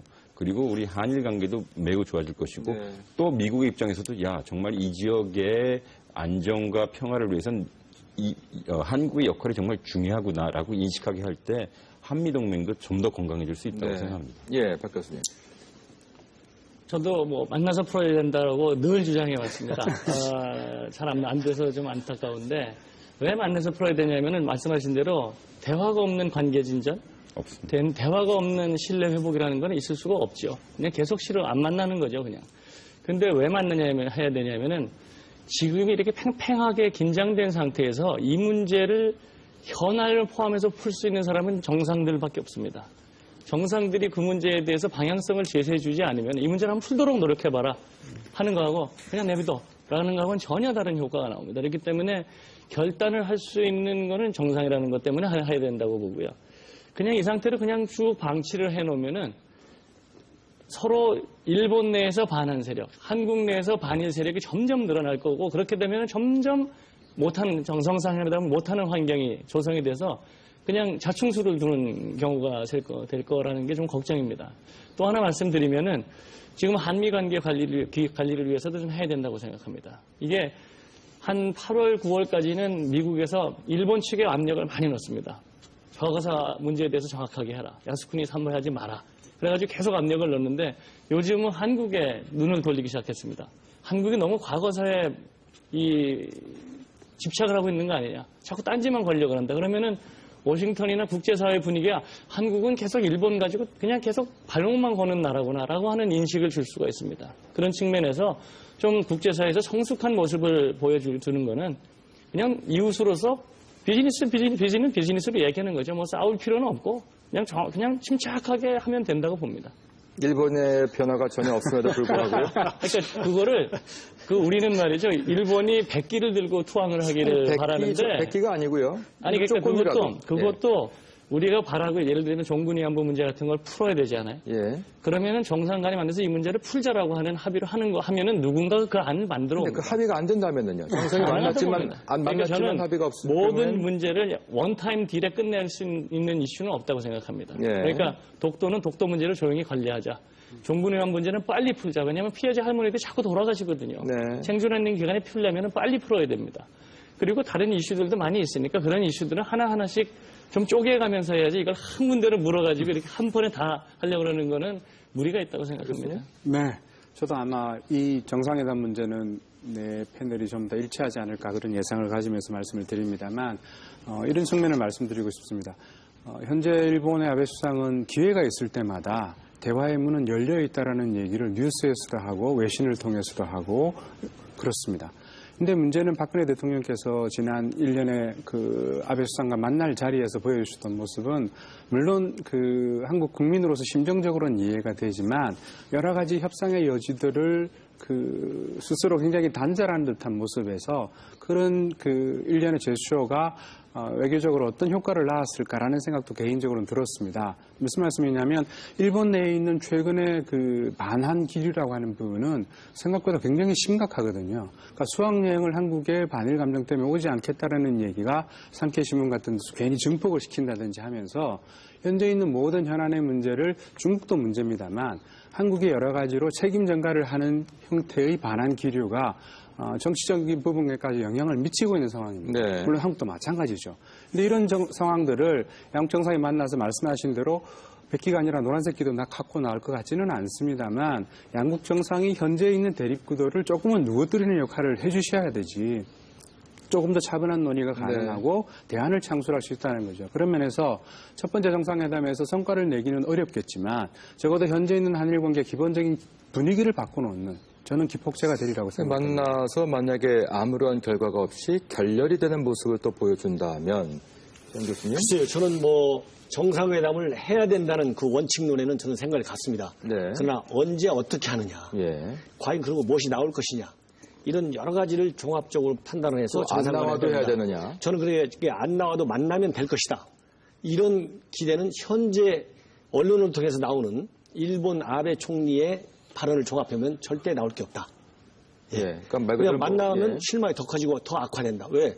정상에 만난다는 것은 한일 양국 간의 관계를 좋게 하는데 기여하기 위해서 만나는 거 아니겠습니까? 근데 현장세에서 한번 보십시오. 아베 총리.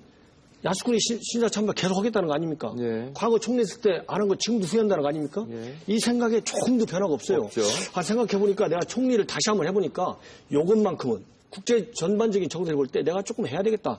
일본 그 집단적 자위권도 하고 말이지 평화헌법도 좀 잘 고쳐가지고 재무장도 좀 하고 이렇게 좀 반성의 사고가 달라지는 그 틈새를라도 좀 보여줘야 되는데 전혀 네. 없어요. 독도 문제 마찬가지고 우야분 문제 마찬가지고 하나도 꿈쩍하는데 정상 둘이 만나서 무슨 얘기를 하겠습니까? 그래서 제가 보기에는 그야말로 분위기 조성, 여건 조성 그리고 물론 하나씩 해결할 성격이 있습니다.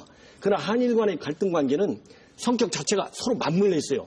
하나 이게 두 모텔 딱 때려놓고 또 하나 때려놓고 이게 되지가 않습니다. 다 맞물려 있어요. 예. 지금 우리 앵커분하고 저거 지금 감정이 막 여러 가지 다 머리끝에서 발끝까지 했는데 발끝부터 하나하나 해결해갖고 이게 해결이 되겠습니까? 다 이게 뭉쳐져 있습니다. 그래서 그야말로 이게 일괄 타결해야 된다. 그래서 일괄 타결까지는 갈 수 없어도 네. 왜냐하면 지금 너무 골이 깊거든요. 예. 그래서 최소한 양국 외교장관이 만났는데 20분밖에 만나지 않았다는 거 아닙니까? 예. 다자회담 정상에서 가는데 지나가는데 눈 하나 비치지 않았다는 거. 이 상태 가지고 한 달 후 두 달에 무슨 결과가 나겠느냐. 네. 그래서 양국 외교 당국, 국방 당국, 정보 당국, 또 각 시민사회, 각계 각 분야에서 다층적으로 여건을 좀 만들어 놓고 네. 그야말로 일괄 타결 또는 하나씩 케이스 바이 케이스로 어느 정도 타결의 물꼬라도 튼 상태에서 정상이 원칙을 제시하고 실무적으로 뒷받침하는 차원에서 양국 관계를 녹이는 네. 그런 좀 복잡한 절차와 시간이 필요하다 저는 그렇게 봅니다. 혹시 오늘 토론 중에 정 교수님과 저서에 무슨 긴장 관계가 좀 있었습니까? 그건 혹시 아니었을까 생각을 하고. 저는 지금 정 교수님 말씀하신 거에 저도 동감하는 거는 서두를 필요는 없다고 생각합니다. 우리가 초조할 필요도 없고요. 왜냐하면 우리의 잘못이 있는 게 아니거든요. 그렇기 때문에 저는 정상회담을 해서 푸는 게 좋다. 분위기 반전을 하는 게 좋다고 생각하지만 서둘러가지고 대화를 위한 대화를 하는 건 아니고 현안을 정말 우리가 풀 수 있는 그리고 너무 양국 사회 분위기가 이렇게 험악하게 가는 거는 좀 막는 그러한 그 분위기 조성이 필요하다는 말씀입니다. 사실 한일 간의 관계가 그 어느 때보다 굉장히 좀 악화되어 있는 것은 분명한 사실인 것 같고 그렇기 때문에 일본 안에서의 그 반한 세력의 그 움직임 또 반대로 우리나라 안에서의 그 반일 어떤 그 정서 굉장히 심각한 상태가 돼가는 것 같은 우려가 있는 거죠. 실질적으로 우리나라에 대한 그 일본인들의 그 투자도 상당히 40억 달러에서 지금 10억 달러 줄었다는 보도가 나오고 있고요. 몇 분 정도의 그 시간 남았습니다만 또 오늘 토론한 그 집단적 자위권에 관한 문제에 관한 것이 좀 잘 풀려갔으면 좋겠다는 바람을 하게 되는데 혹시 조금 더 덧붙일 말씀 있으실까요? 제가 말씀 더 드리면 짧게 부탁드리겠습니다. 지금 박근혜 정부가 지금 두 가지 대외 정책을 표명하고 있습니다. 한반도 신뢰 프로세스하고 동북아 평화 구상인데요. 한반도 신뢰 프로세스는 남북한 사이고 동북아 예. 평화 구상은 이 동북아시아인데 일본 상의 도움이 필요합니다. 그렇기 예. 때문에 이 전향적인 자세, 적극적인 자세가 필요하다고도 볼 수 예. 있습니다. 일본의 집단적 자위권, 앞으로도 파장은 커질 수밖에 없어 보입니다. 특히 일본의 우경화 현상과 과거사, 독도 문제 등을 생각해 보면 걱정이 안 될 수가 없을 것 같은데요. 우리의 외교력도 또 한 번 시험대 위에 올랐다는 생각이 듭니다. 국익을 위한 치밀한 전략은 물론이고 외교적 노력에도 성과가 있길 바라면서 오늘 토론 여기서 정리하겠습니다. 안녕히 계십시오.